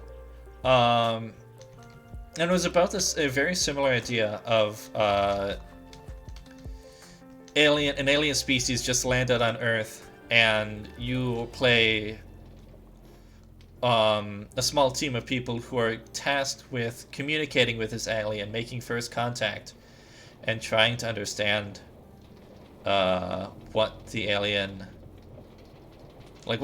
is saying, and hopefully making a peaceful connection. It's only like a 2-hour game. It's very short, and it wasn't so much about translating and stuff as much as I thought it was gonna be. It's kind of more of a text adventure, unfortunately, but it's still kind of cool and it's still kind of fascinating. Apparently it has multiple endings, but I watched it once, I played it once, and I'm like, you know what, that's enough for me. But it was still kind of cool, and it was a similar type of idea of first communication with aliens and trying to understand each other's languages and stuff, or more specifically, to serve man. It's a cookbook on how to prepare humans. Oh gosh.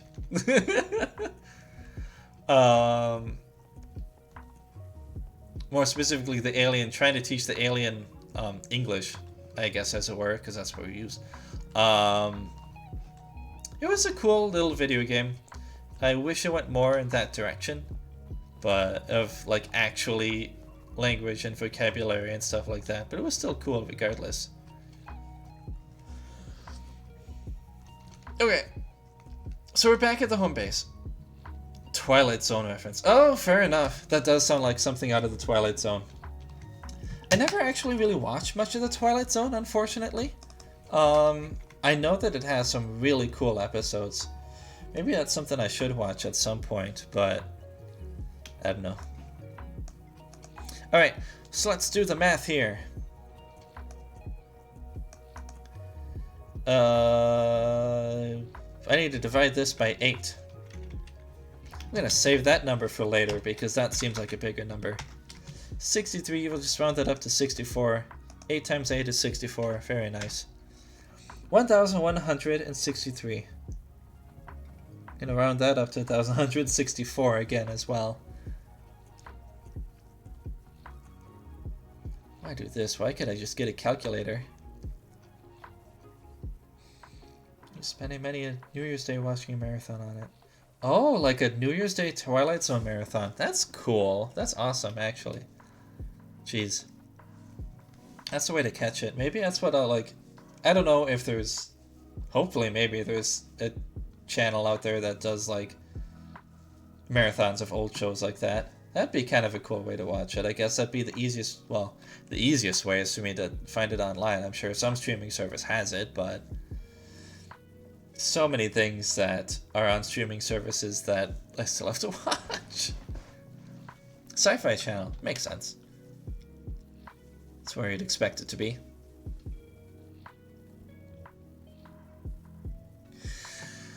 $1,164. Probably on Hulu, yeah.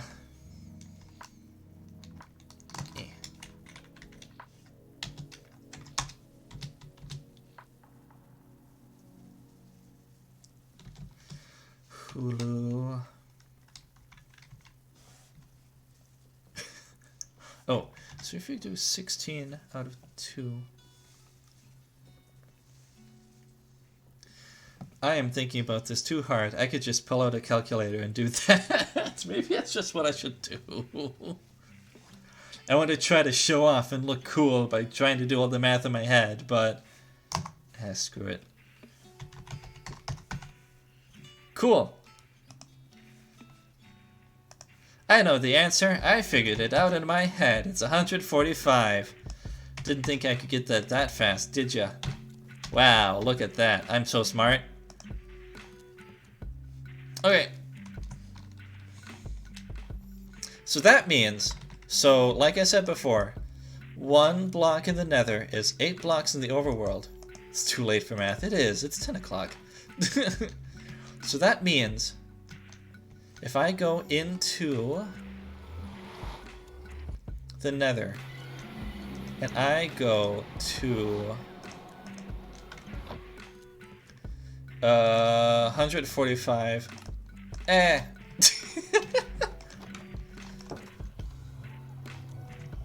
Let's move this over here so I can keep this on me. If I go to that location, negative 145, positive 8.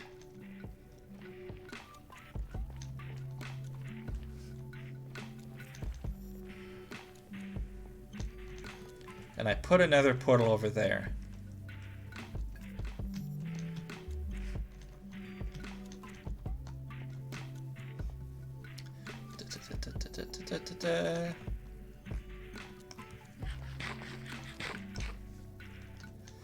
Alright. Ba ba ba ba ba. Oh gosh. These guys are not nice. Oh, well, oh, yes. I must have put a blue torch. They do not like blue torches. Must have put one out here somewhere. Anyway.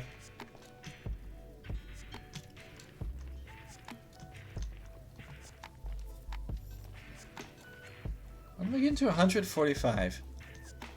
Ugh.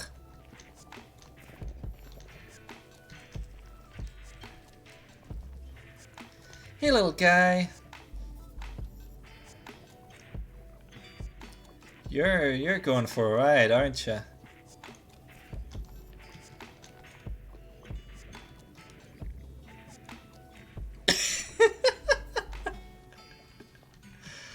Okay.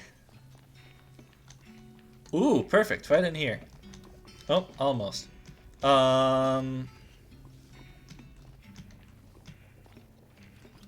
Can I go this way? Whoa, whoa, whoa, whoa. Boop. Let's do this. Let's do that so I don't get lost. If I go... Wait, what happened? Okay, I'm at a negative 145 in the X. But now I need to get to positive 8. How do I get to positive 8? This way. Oh.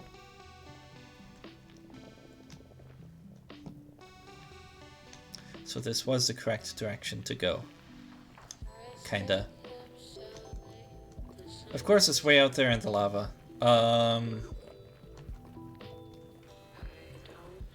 So the thing is, I don't have to get it exactly perfect, as long as I'm close enough.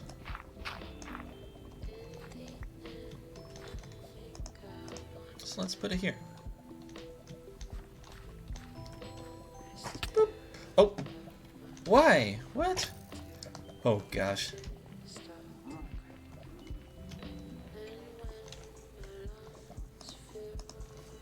I was not wearing gold pants. They like me when I have gold pants. They do not like me when I do not have gold pants. I now have gold pants. This is much better.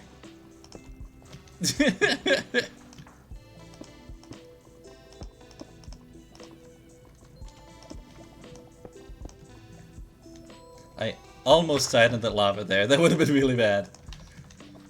Boop.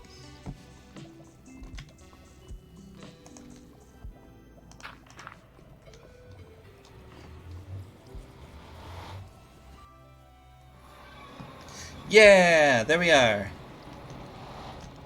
So now, here I am, back at the B fortress again. B outpost. Alright. So, with that, let's do that. What other fun things are there to talk about? Again, like I said, I had this whole list of topics before, and now I can't think of them all at all.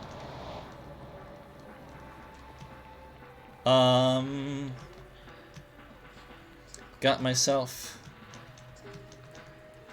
a new TV. I still have the old TV. I got a new TV. I don't know. We're buying so much. I talked about the comforter much earlier. The very giant comforter that we have.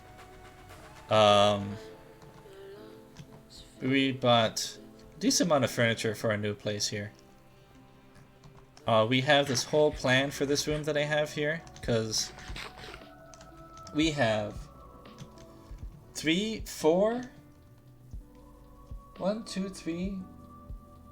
There's a small one. 4. We have 4 totes full of plushes. I have not played Bowser's Fury yet. I think I went up too far. That was one of the things I looked at Walmart. I knew that I was not going to find it at Walmart. I knew it was going to be sold out, but I'm like, you know what? I'm just going to take a look there anyway and just see if I find it. I do. Because Rit is really excited to play 3D World. Because he never got a chance to play it. And I'm like, we're not going to buy a Wii U just for a single game. So Rit is very excited that 3D World has come out on the Switch with Bowser's Fury. But I've not played it yet. I'm probably going to order it on Amazon. I want to get the physical copy. Just so if Rit wants to play it on his Switch, sometimes he can do that. Really? I went at Walmart today and they had it listed there, but it was, well, there was none there. Like, they had the little tag. I don't know. Either way, I'm probably just gonna order it on Amazon. Because I'm, given the world situation as things are right now, I don't exactly want to go out to stores as much as I want to. I want to go out to stores as little as I can, Stay out of the public. So Amazon has gotten a lot of business from us, I'll tell you that.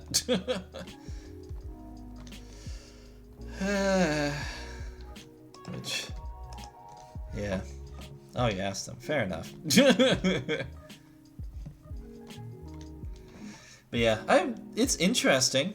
From what I've heard, Bowser's Fury is like, people say that it sounds more like a tech demo, kind of, for like what it could actually be like, more than, more like it feels like a small experience, like them experimenting if such a thing could actually work, than more than really being like a full actual experience.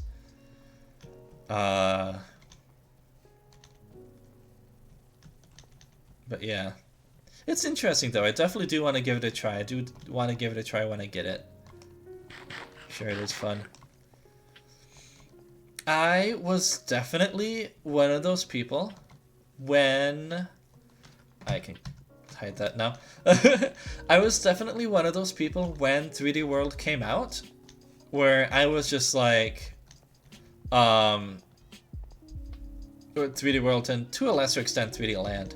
I was just like, this, why does this exist? I want more games like Super Mario 64 and Super Mario Sunshine. Like, this isn't what I want. This is just a 2D Mario game turned into 3D. I was one of those people at the time, when it first came out. I was like, I want more of like the actual proper 3D collectathon games. But like as time went on and like the years went by, Um, you know, and I feel a lot of people changed their mind once like Odyssey, the news of like Odyssey came out and stuff like that. But even before then, I changed my mind before then. 3D World honestly is a very good game.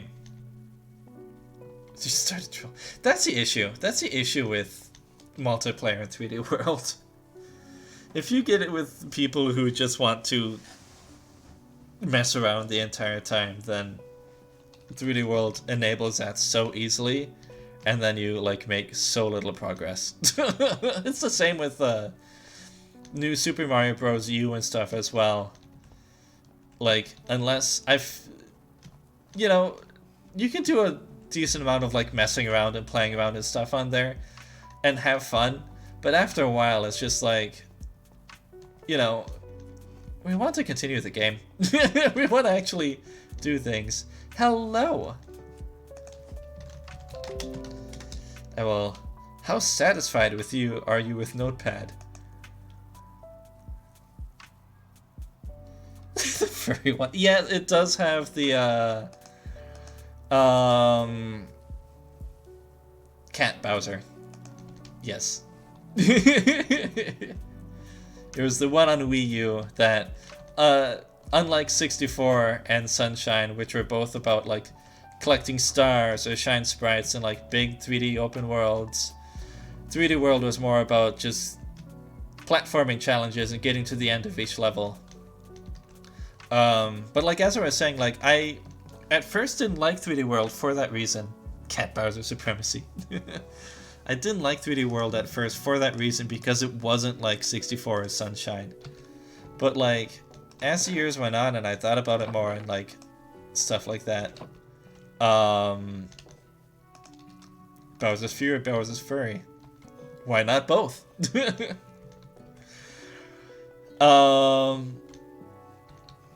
But yeah, my opinion changed on 3D World. Like, it really is, it honestly is a good game. Like I said, there is definitely the issue where it enables people to just mess around and play around with each other so much, so easily. And like actually not make any progress with the game. But there is a lot of smart level design that actually goes on. Yeah, that's what I've heard. It's like a compact experience, but not like a full-on fleshed out thing. But there's a lot of smart level design in 3D World. Like, even besides Bowser's Fury that just came out. Like, it is actually a really good game. It's just that if you come into it expecting it to be like Sunshine or 64, you're going to be disappointed. Because that's not what it is, and it's not what it's trying to be. But, like, in and of itself, it is a good game. It honestly is. And now that we have Odyssey, like, you know, whatever. Odyssey is great. And it's back to the older standard, the older thing. Yeah. I love Sunshine so much. It is a janky game, but I love it.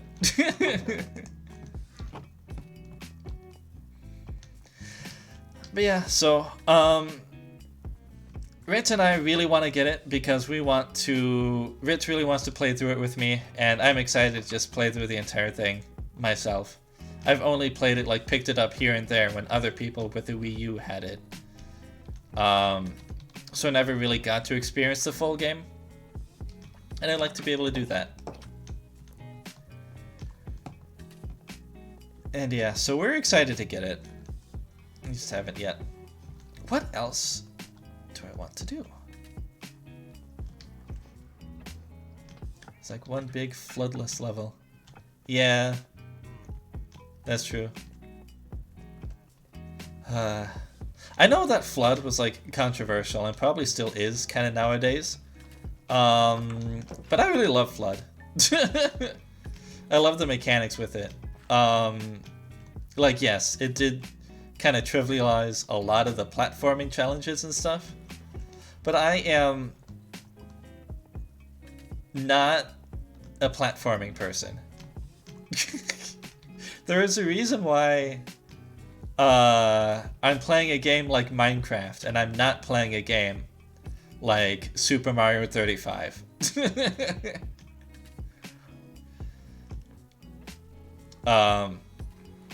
I never grew up on platforming games. I never grew up on Mario or things like that. Or other 2D platformers. Rayman? I think that's one. Is it bad? It's okay. Flood isn't bad. It's I'm assuming you're talking about Flood. Flood isn't bad. But it makes a lot of the platforming challenges so easy because of Flood. What? Yeah.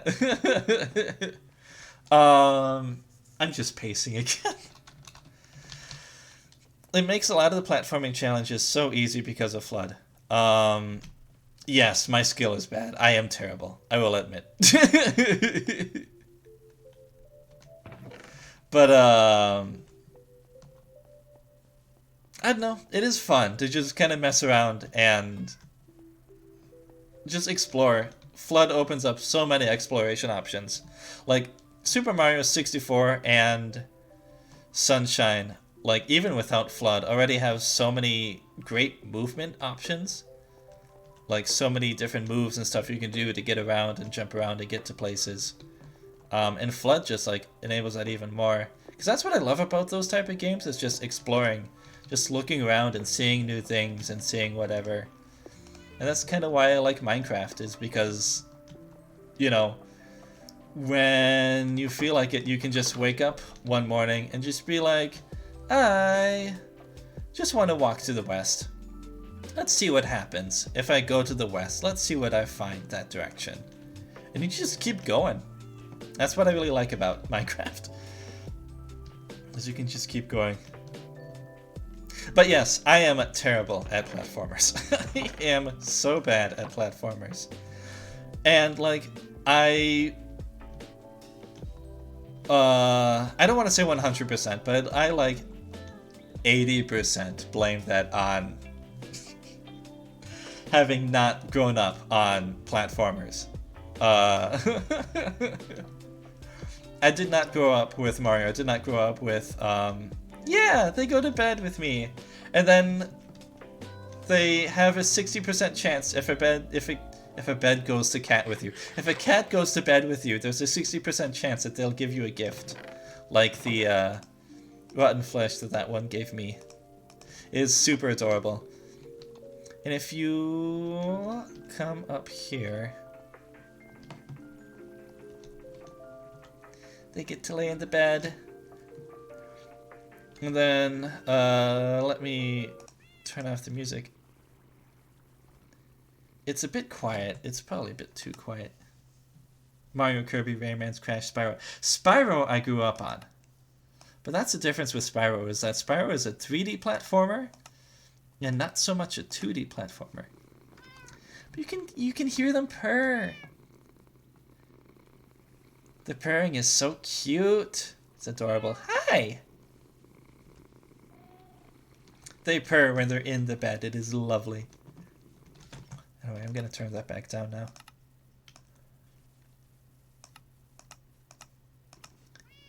And hover.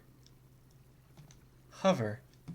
The only 3D platforming thing named Hover that I know of is this game that came with the Windows 95 setup CD. There's a 3D game called Hover in there. It's basically like Capture the Flag. I played that shit for hours when I was younger. I'm assuming you're talking about... Yeah, that's true. They did have Flight and Hover to correct. Okay, that's what you mean. I thought you were talking about a game named Hover. Yes, that is what you meant. But no, there is a game on the Windows. We're like 2 or 3 tangents in now. There's a game on Windows 95, the Windows 95 setup CD called Hover, and it is amazing. I actually got myself some... Oh, it's all good. Oh, good. I did show off that the cats purr.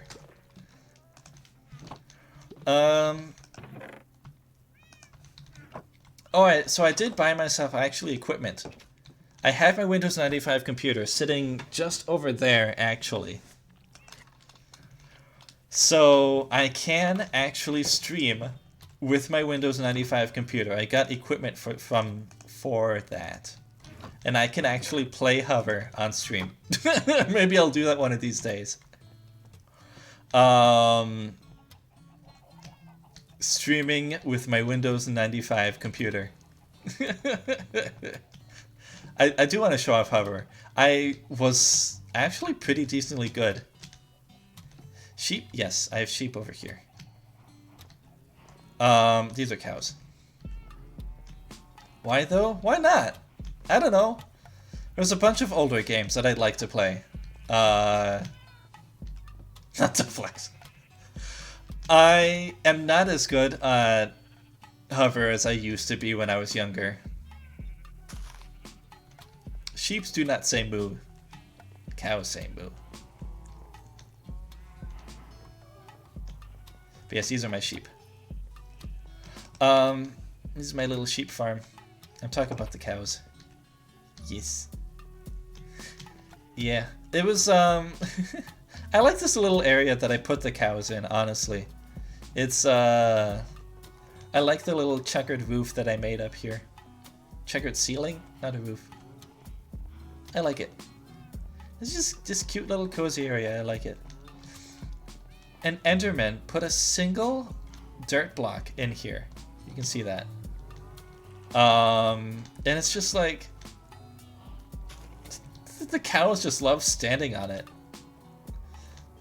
What does the fox say? Oh gosh, how did that go? It's like ring ding ding ding ding a ding a ding a ding ding. Ring a ding a ding ding. Yes.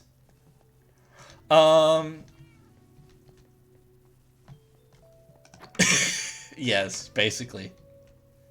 It's been years since I've watched that video. It's been years.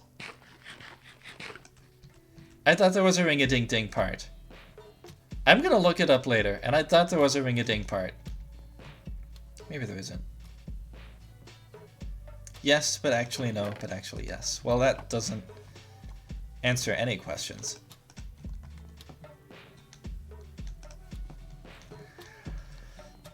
But yes,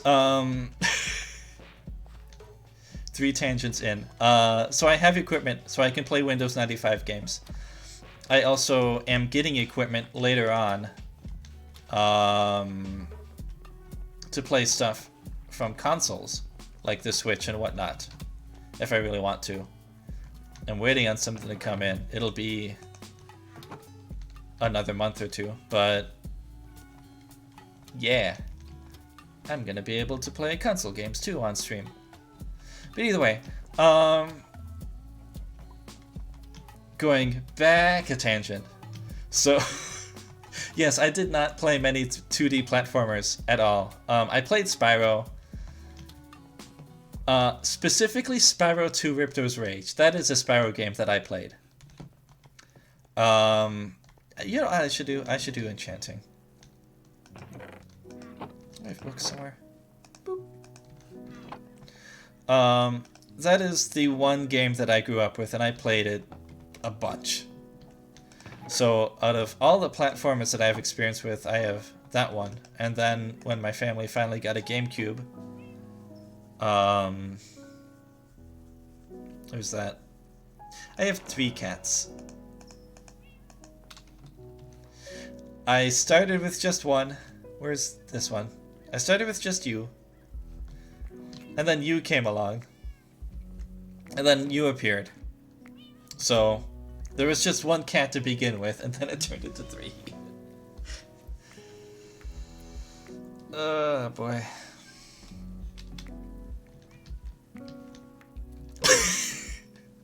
That's the first I've seen 2 cats in one chest. Oh. No. No. Flame. I want that. Okay. Channeling. That is a good trident. I think that's a good trident enchantment, isn't it? Trident channeling. But I don't have a trident, so I can't really use it for much. But I did not grow up at all with 2D platformers. So when like the new Super Mario Bros. Series came out on like the Wii and whatnot, are you trying to get on the chest too?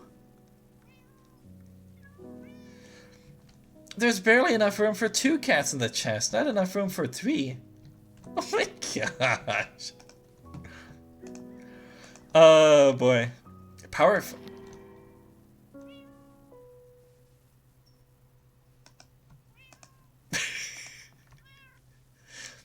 So like when new Super Mario Bros. And stuff came out, I was terrible at that game. I still am terrible at that game. And I know it is primarily a matter of me, like if I really put in the effort and the time, if I fits I sits. If I put in the effort and the time, I could get good at those games. But I don't know. I have so many other things on my backlog that I want to get to.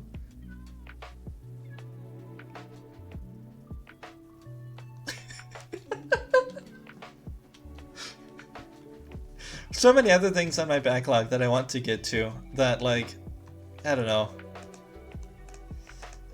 I am okay with resigning myself to the fact that I am not good at 2D platformers and have not put the effort into it.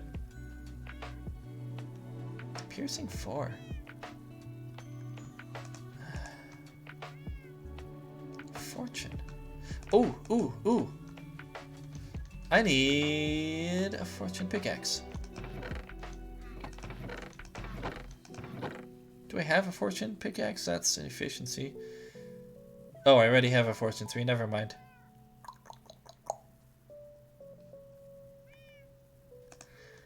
Eh. Alright. I guess I'm fine with that one. That's what I should do, though, is I should actually pay attention to what these are. Let's put this away, too.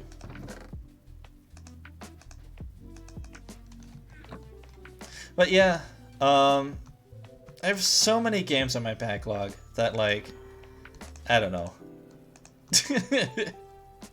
I can live without, not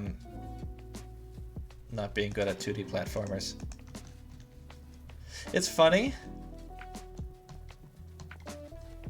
Yeah, precisely. Like re-release of a Mario game I played years ago. Yeah, precisely.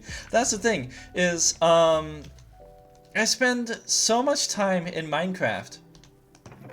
And I'm sitting here and I'm just like, oh, I really should get to this other games and like, you know, I have so many things in my backlog that I need to get to and whatever. Yeah. I'm sure all of us are like that. I don't know how many I have. Probably like 60 or something. I don't know. I'm sure all of us are like that though. But like, yeah, and that's the thing is like, I sit here so much just being like, oh, I need to get to these other games. I should like actually play them at some point and finish them. And then I sit down and I just play Minecraft again for like 4 hours. And don't play anything else. I'm just like, that accomplishes nothing. Like, I have a bunch of fun in Minecraft, that's why I play it so much, but...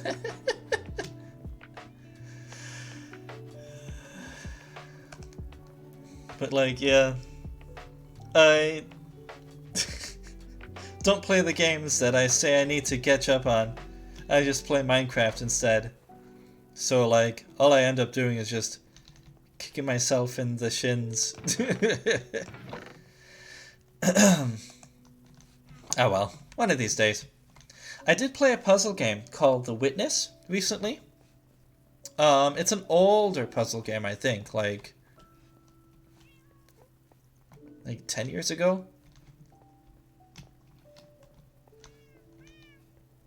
Yeah, I know. Like, there's not enough time in the world. There's not enough time in the world to actually play and finish all the things I want to get to. The new Pokemon Snap looks really cool. It does. I'm excited for that. I'm sure Rit is super excited for that. On rails shooter. I love it.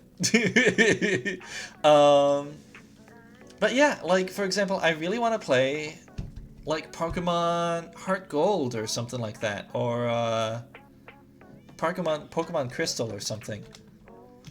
Like, the only Pokemon game I've ever played was Pokemon Moon, and that's it. So I'd love to go back and play those older games, but it's just like I've not put in the effort into actually doing it. All I do is I sit down and I come back to Minecraft. Oh, hello. Well then, hello for reals. Realsies. Again, I don't know why I typed that in chat when I can just say it with my words, but I did. Meow. Default 2 the month and crush it.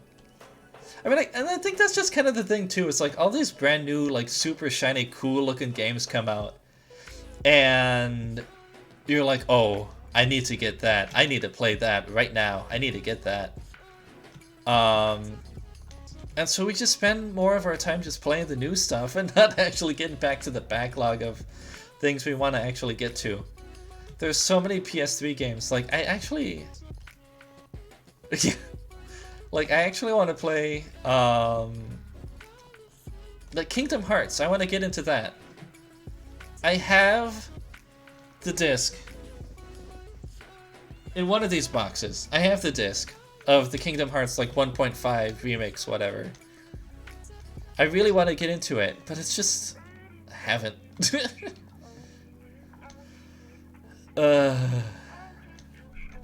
I know that the story of Kingdom Hearts is something else. But I don't know. I want to play it for the experience. Not necessarily for the plot.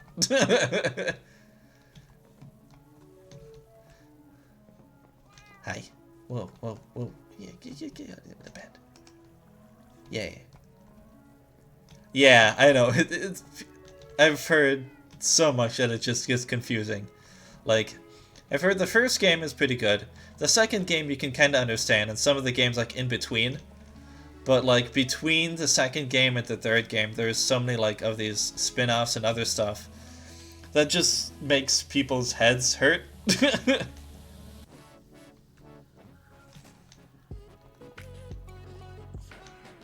Then my Mario came out and said, that's the issue. Too many games, not enough time. Not enough time. Too many games. All I'm doing is wandering around. Let's make something happen here.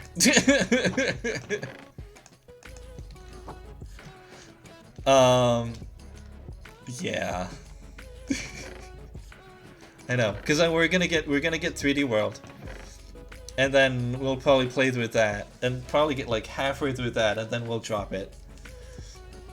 And then I don't know, I'll come back to Minecraft or something. I got Genshin Impact. I mean, it's a free game. And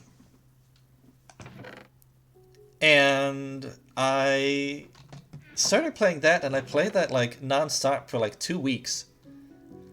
Genshin Impact. And then I just stopped playing it out of nowhere. I don't know. I really want to get back to Genshin Impact too. Because I have some other friends who still play it all the time. And I want to play with them because it has a co-op mode if you go far enough. But I just haven't. I have it sitting here. I think I need to get the latest update. But yeah. I know. And that's what I've done too, is like if there's the occasional game where it's like um either I'm not going to be good enough for that game, or I don't want to put in the effort for that game, or I don't want to buy the console just for this one game, such as the case of the Wii U and like Color Splash. That's what I'll do, is I look for a Let's Play and I'll just watch that. Like that's how I never played Color Splash myself, except maybe like in a demo, like a GameStop or something. But I watched a Let's Play of somebody who 100% of the game. And so like, yes, I didn't experience it myself, but in a way I still did. And so yeah, like I didn't play it, but I did experience Color Splash in a way. And yeah. And there's others I probably did too. What am I thinking? I was watching somebody else who was playing Omori. There was like a brand new Found a Thousand Year Door is great. It is a time sink, just like you'd expect an RPG to be. Yeah, no, you go back and play Final Fantasy IV. I go back and play Minecraft. Thousand Year Door is a time sink like any other RPG, but it is great because it goes in a direction you never expect a game with Mario on the title to go in, and it is so much fun. Really fun mechanics and everything. I have the old copy, again, in one of these boxes somewhere. I have the my own copy from when we bought it years ago, when the GameCube was still the new thing. so many tangents, side tangents. Omori. Omori is this new game that came out only a few days ago. Maybe like a week ago or something. And I watched somebody somebody I follow on Twitter. I watched her play it on a stream for a little while. It was like one of the second, I don't want to say chapter, but like the second adventure maybe in or something. I don't know. That's a fun looking game. I'd love to play that. A couple of weeks, yeah, like recently. And it looks so much fun. I also want to get that at some point, and now it's like I'm seeing a bunch of other people starting to play Omori too, and it's like I don't want to feel like I'm like riding the bandwagon or like whatever, but like I don't know, it looks like a fun game. I want to play it at some point. But yeah, it's another one to just add to the endless list. I was gonna do something, I forget what I was gonna do. But yeah, it looks cool though, from what I saw of that one mutual person play it. Can I play Minecraft with you? Yeah. There is a way I actually... there is a server that I play on every now and then. I mean, if you mean like right now, then sure, I guess we can do that, sure. There is a server that I play on, but I just kind of poke around on it every now and then. But I could invite you to that server, and we could always just play around on there. I know, and I should just like, you know, enjoy what I enjoy, and it doesn't matter what other people are doing or whatever, and all that sort of stuff. So I will get it, but I don't know. I really should not give any thought to that, but here we are. Funny side story in relation to that. Yes. I think I practically know who all of you are, I believe. Everyone who is commenting here. Scroll up the big list. Only person I don't know for certain is somebody who was commenting earlier. But I am like 90% certain I know who that is. And I don't want to like identify people. But you all know, well, you don't all know each other. But most of you know each other.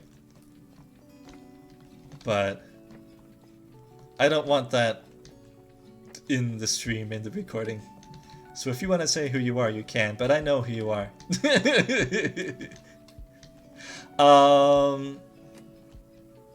I know who you all are. I know where you live. I actually know where you live. But anyway,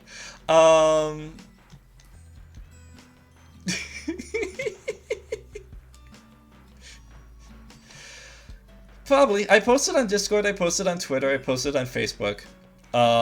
You are all in my Discord server though, so there is that.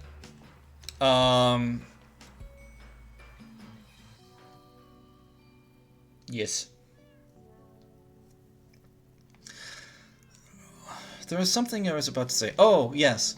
Speaking of like jumping on the bandwagon type of stuff.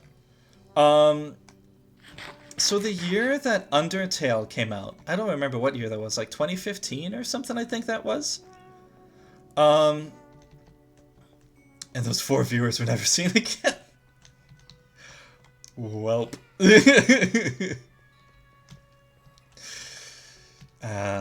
Well, when this stream is over, I'm going to delete the VOD so that there is no evidence anymore. And, yeah.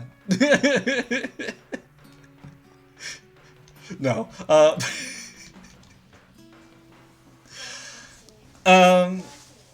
So when Minecraft came out in like 2015, it was just as we were getting back into college. And my friend Tyler, he somehow discovered the game like just as it released and just before it became popular. I think he saw somebody on YouTube who was like following the well, you know, a lot of people did. A lot of people do with Undertale.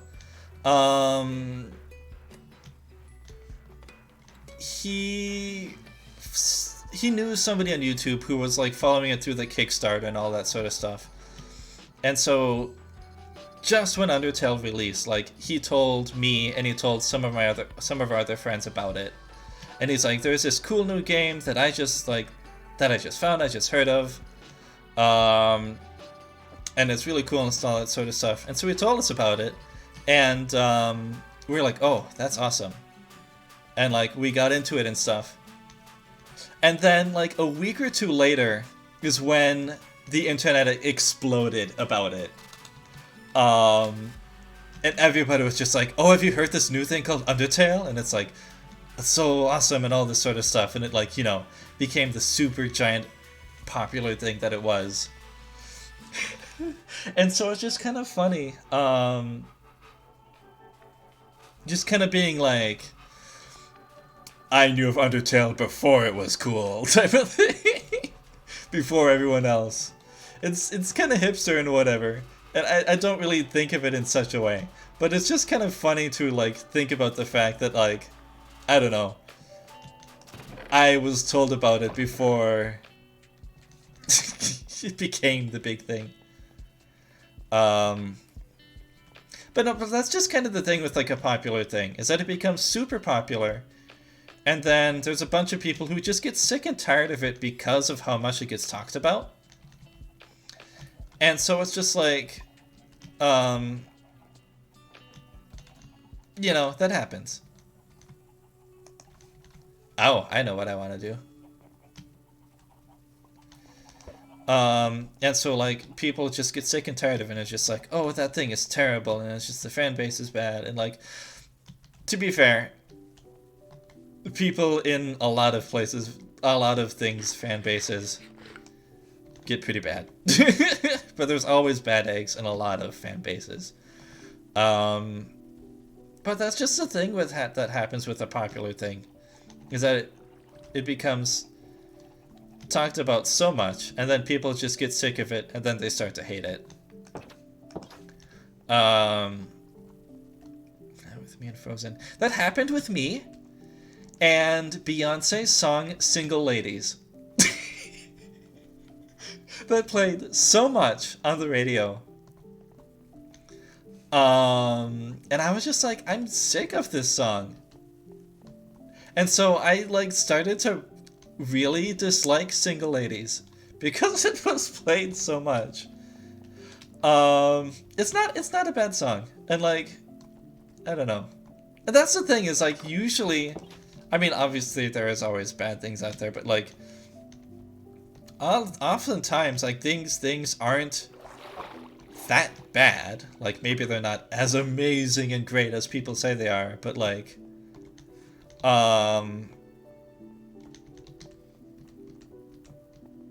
yeah, that's the thing. Like usually most of the time it's like these things aren't that bad. It's just that it became so popular and sometimes people in the fan bases just went so way out of control that it just kind of tainted the whole thing, unfortunately, for a lot of people. You know, and it's like the same, I used to say the same thing with Steven Universe, you know, before the big finale. That like, you know, yeah, the fan base can be annoying, but the show itself is good. Like, just give it a try, don't think about the fan base. It's the same thing with Undertale, it's the same thing with a number of things. Like, the fan base can be super annoying, but forget about that, look at the thing itself. And yeah. And like, you're not alone, a lot of people are not alone in this. I think it's just a common thing. I think now that we've gone through this cycle a couple times with Frozen and Undertale and Steven Universe and stuff, that I think maybe we as a whole, and as, you know, we all in general become more mature and things like that. But I think more is like, yeah, precisely. Just check out the thing, don't think about the fan base. Yeah, Homestuck, My Little Pony, yeah, precisely. Minions, oh, Minions. Minions. Yeah, like My Little Pony, like I've not seen that many episodes. It's a decent show, honestly. I am not nearly as invested as a fan as many other people are. But it is a decent show, honestly, it really is.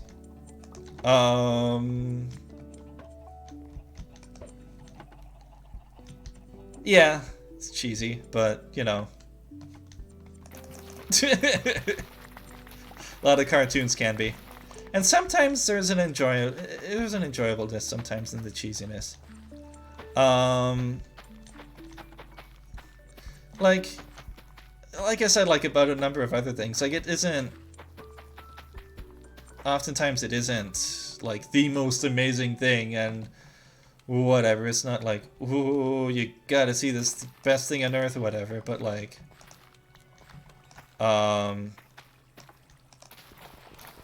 yeah. I don't know. I completely lost track of what I was saying. Oh, but like, oftentimes these things are like, at least decently good. Often not like super amazing, but at least decently good. I think Undertale is honestly pretty dang good. It's not to say that Undertale doesn't have problems. I think there may be some areas it could be better, but like, I think Undertale is amazing. But yeah. And yeah, that's just kind of the thing. Is just enjoy the thing. Don't let the fan base get to you. The cringier parts for sure. I don't want to say an issue, but the problem I have right now, honestly, is that I will go out and I will learn things and I will like watch things, and I don't really ever. Yeah, Deltarune Chapter 2 when. I know it's coming. He said that it's like coming along really well and should be hopefully ideally coming soon. I would be surprised if we don't see Chapter 2 before the end of this year. I would be surprised for Deltarune. But yeah, I'm really excited. Deltarune was, the first chapter is fun. And it's such a nice upgrade Toby Fox and the team, whoever he has working with it now, has improved things so much from Undertale with Deltarune, and it is amazing. Yeesh.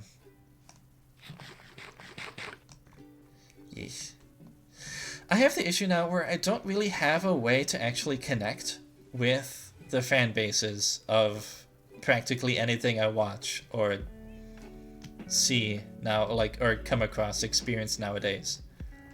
Like, I never really got into Tumblr that much. But like that is / was an awesome thing about Tumblr, is the fact that you could actually feel like you're a proper actual part of a fan base through Tumblr, and that's just not something you can get. That was something that Tumblr did really well. Like, I remember when Legend of Korra, the first season, came out. Can I join the server? Oh, yes. I mean, I can send you the link to the server. I am not on a server right now. This is a single-player world. If we so want to, we could probably jump over to said multiplayer server. But let me... Unfortunately, my streaming setup is not really set up because I don't want to share things on stream. Not because... Yeah, I can tweet you. I will... Here's what I will do. Well, be on my phone for a moment.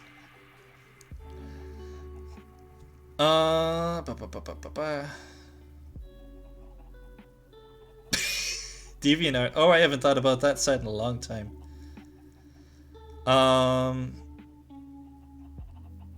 What was I saying? No, but like, so that was a positive, like, I was giving Tumblr a compliment, though. Like, that was a positive thing about Tumblr, is the fact that, you could really feel like part of a fan base on Tumblr. Like when Legend of Korra Season 1, I felt like I was part of the fan base at that time because I was active on Tumblr at that time. But nowadays, I don't... I need an actual proper text editing app. Microsoft Word. But nowadays, I don't... I'm not on Tumblr. And, like, you can experience things through Word and... You can experience things through Twitter and YouTube and stuff, but it doesn't exactly feel the same as actually properly being part of the fan base. Reddit, I guess, is the way to go. I am on Reddit a decent amount, and you can definitely feel like part of the fan base on Reddit. But with Reddit, things go so quickly and change so fast that it's hard to keep up with all this stuff. I guess the same can be said about Tumblr, but yeah. Yeah. Because the thing with Reddit is that you can get too extremely... My phone is having a problem. You can get super niche into a lot of super niche things. Because the thing with Reddit is that it has multiple subreddits, as they're called, which is just kind of like little communities. And I guess what I can do is I can join into the multiplayer world now. I'm just kind of messing around in here. I can mess around in the multiplayer world. Let's just do that. So the thing is, like, Reddit has so many niche communities that you can be a part of there. And, yeah.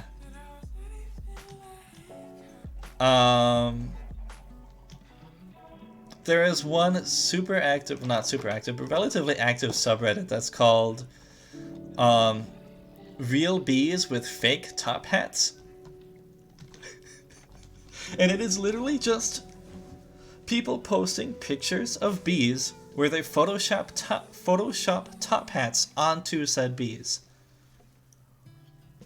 And it is every single day that I go into Reddit, and I don't go into Reddit that often, but every single day, it's guaranteed I can find at least one brand new post on that subreddit.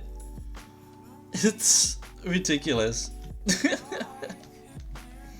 That's fair enough. It is starting to be late. It is 11 o'clock. And I have been doing this for a bit under 3 hours.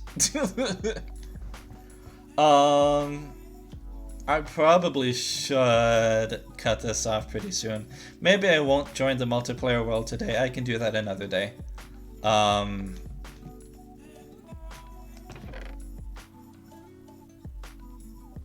Yeah. I'll clean up here a little bit. Maybe I'll run back to the village, do some more trading. And I can join the multiplayer world another day.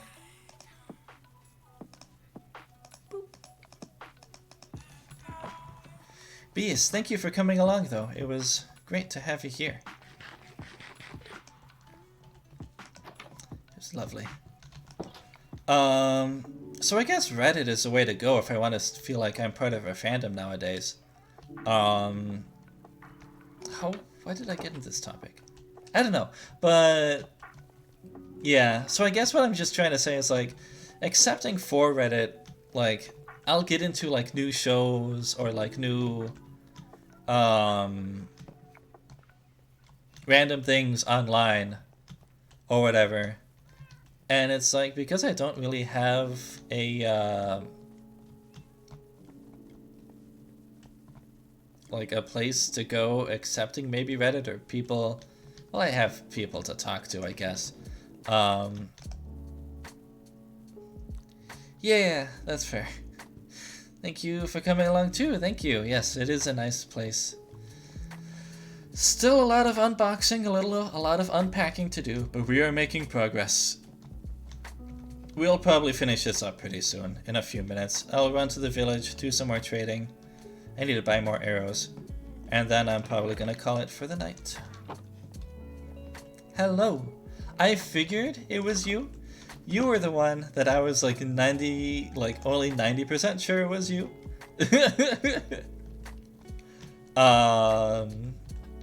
But I figured it was. So hi. But the rest of you I'm 100% sure. Yeah, you have like a different username that I've seen you use before, so that's what I was not sure about. But I'm like, that sounds like how you talk. That seems like you. I know who you are, I think. Hi.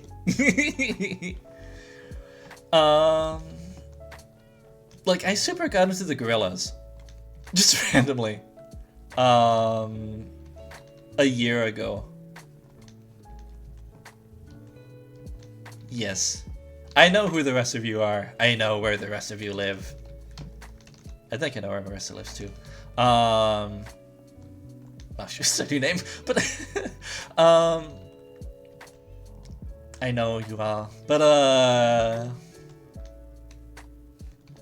yeah, so I super got into the gorillas for like a year ago. And I'm like, I am all about the gorillas right now. For like a month. That was all I thought about. And all I listened to. But I'm gonna grab some other stuff. No. Gorillaz the band, yes. They have pandas in Minecraft. They have turtles in Minecraft, actually. I've yet to see a panda or turtle in this world. They're cute. They have foxes. I've seen foxes.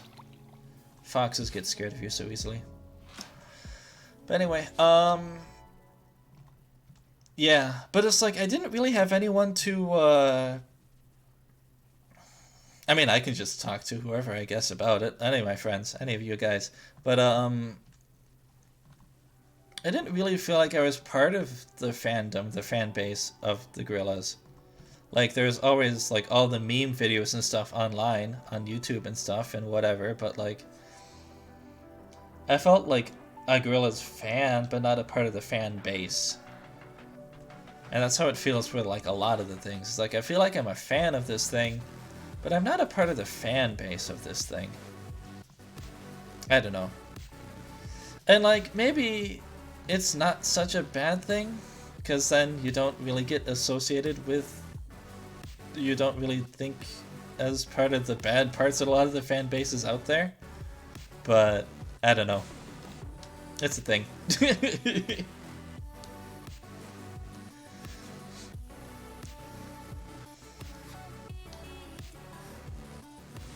I don't know if that tangent made any sense. Maybe it didn't.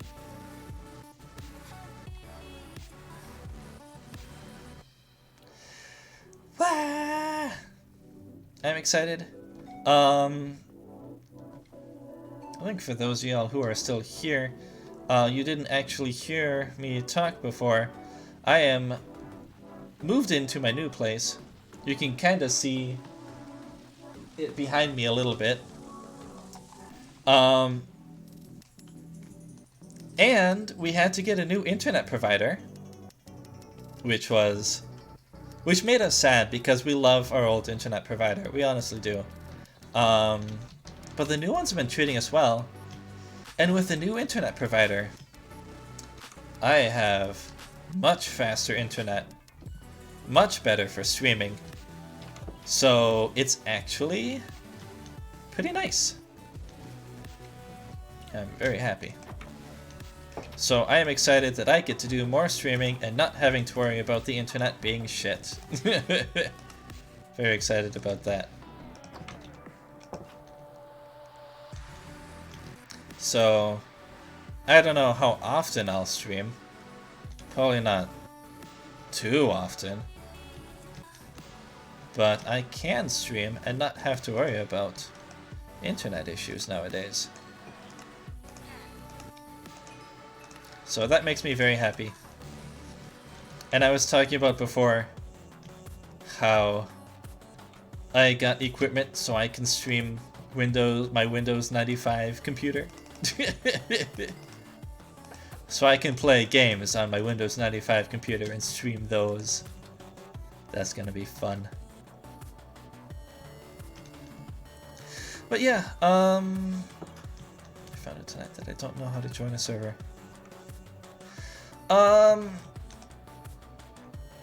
It's not that hard.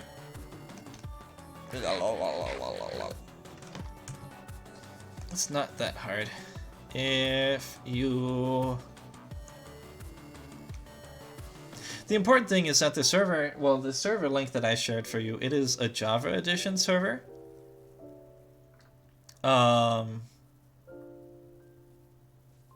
So if you're not playing the Java Edition version of Minecraft, then you're not going to be able to join that server. This is taking longer than I thought. But if you're in Java Edition, you just go to multiplayer. This is the server itself. Oh. I guess it's offline. That might be why you can't join. But it is just a matter of putting in the link there. I don't know. But if you're playing Bedrock or something, or, well, Bedrock meaning the console versions or the mobile versions, then those set up servers differently. And in fact, you have to, if you want to play with only friends, you have, for most of them, you have to play with something called Realms. And that costs money. I previously ran a Minecraft Realms server years ago. But I was not a good server owner. And I don't know. people played it for like a month, and then it just kind of all petered out. And yeah, like I said, I was not really the best of a server owner. I was a little bit more over controlling. But I don't know, if there's interest, maybe I could look into like playing a like setting up a Minecraft Realms thing that we can all play on together. But my concern is that I'll just set it up for like 2 months, and like people will play for like 2 months, and then nobody will touch it ever again. I don't know. Oh gosh. I used to have this giant freaking tennis ball too. And I named the Minecraft Realms server after that. It was called Giant Tennis Ball. It was terrible. Oh no. The tennis ball was like this big or something. It was big. I'm glad I do not have that thing anymore.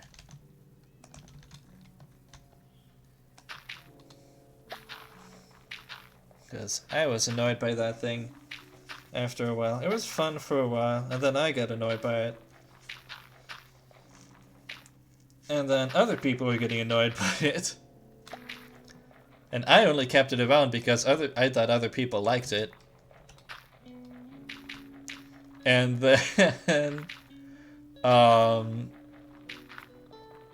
finally somebody told me like, oh no, we're annoyed, we're sick of this thing. And I'm like, I'm sick of this thing too.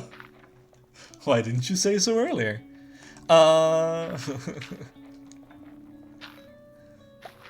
Yeah.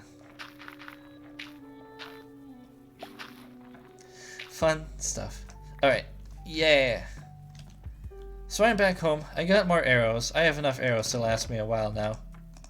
Woohoo! Arrows. Where's my thing? There we go. Alright. So at this point, I think we've been going on for almost 3 hours now. I've never played Minecraft. This all looks so different. It changed. They actually made a new... They changed how it all looks a couple versions ago, like I think 2 years ago.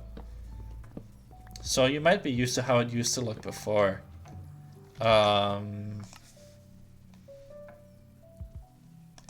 Which was...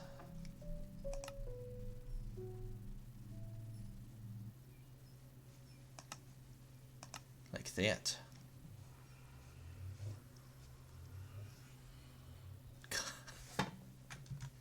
I don't know. I've played Minecraft so much over the years. I don't know.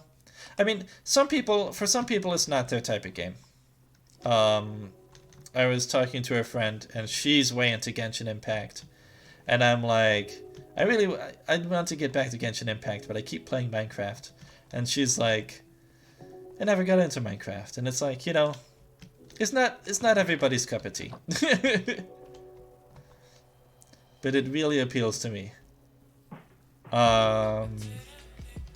Genshin Impact is another game that I can play online. Play on stream, actually. Maybe I'll do that next time. Maybe I'll do that instead of Minecraft. Yeah, they've changed it so much. They've added so many things over the years. My nose is so itchy right now. Meh. Okay. Anyway, maybe I'll do that next time. So I'll play Genshin Impact rather than Minecraft. That might be fun. I need to get better at this. I need to play it more. But yeah, at this point, this stream has been going on for almost 3 hours. And I've definitely done a decent amount of yammering and messing around. It was fun. It was nice to hang out with you all and hang out with you all. But I think maybe it's a nice time to call it for the night. Meow. Meow. Oh, sorry. So, I think we've made... Well, I don't want to say we made good progress. I did make some progress. I did do some productive things. But it was mostly just messing around. I am not far enough in Genshin Impact to play multiplayer either. I want to get to that point so I can play multiplayer with friends and do that. So, at some point, ideally, eventually, hopefully I will. I think that's what I should do next time, is I should play Genshin Impact. I think that's a good idea. I'll play Genshin Impact next time, rather than Minecraft. I need to get further in that game. So I think that is what I will do. But yeah, at this point, it's been going on for about 3 hours. I think it is now a fair enough point to be done for the day. And yeah, we had fun. Thank you for coming by and hanging out and talking with me. This has been lovely. I have enjoyed streaming, just talking and sitting here by myself. But it is definitely a lot better having people to talk with. So this has been fun. This has been nice. I'm looking forward to doing this more. And yes, Genshin Impact next time. Hopefully we can all work together on getting far enough in the game that we can do it multiplayer. And yeah, I think that's a good plan. I didn't show this off before. Zombies.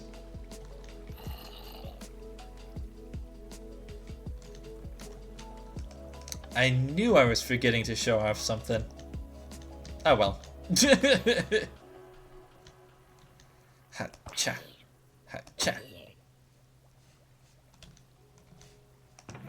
Zombies. Alright. Oh well. I've put so much time in this world and done so much stuff that I've kind of forgotten everything that I have kind of put in here. But yeah. But anyway, all I'm doing is just delay. I should just end the stream. Thank you for coming and hanging out and playing and talking, I guess. I was the one doing the playing. I am the video game boy. But yeah, it was fun. Yes, have a good night. Hopefully we'll get to hang out more soon. We need to find games to play together. We can do Scribble. We need to do Scribble.io more at some point. But yeah. Thank you for coming. We'll see you later. I will post this up on my YouTube channel too at some point. So, have a good night. Bye-bye. Bye-bye. Bye.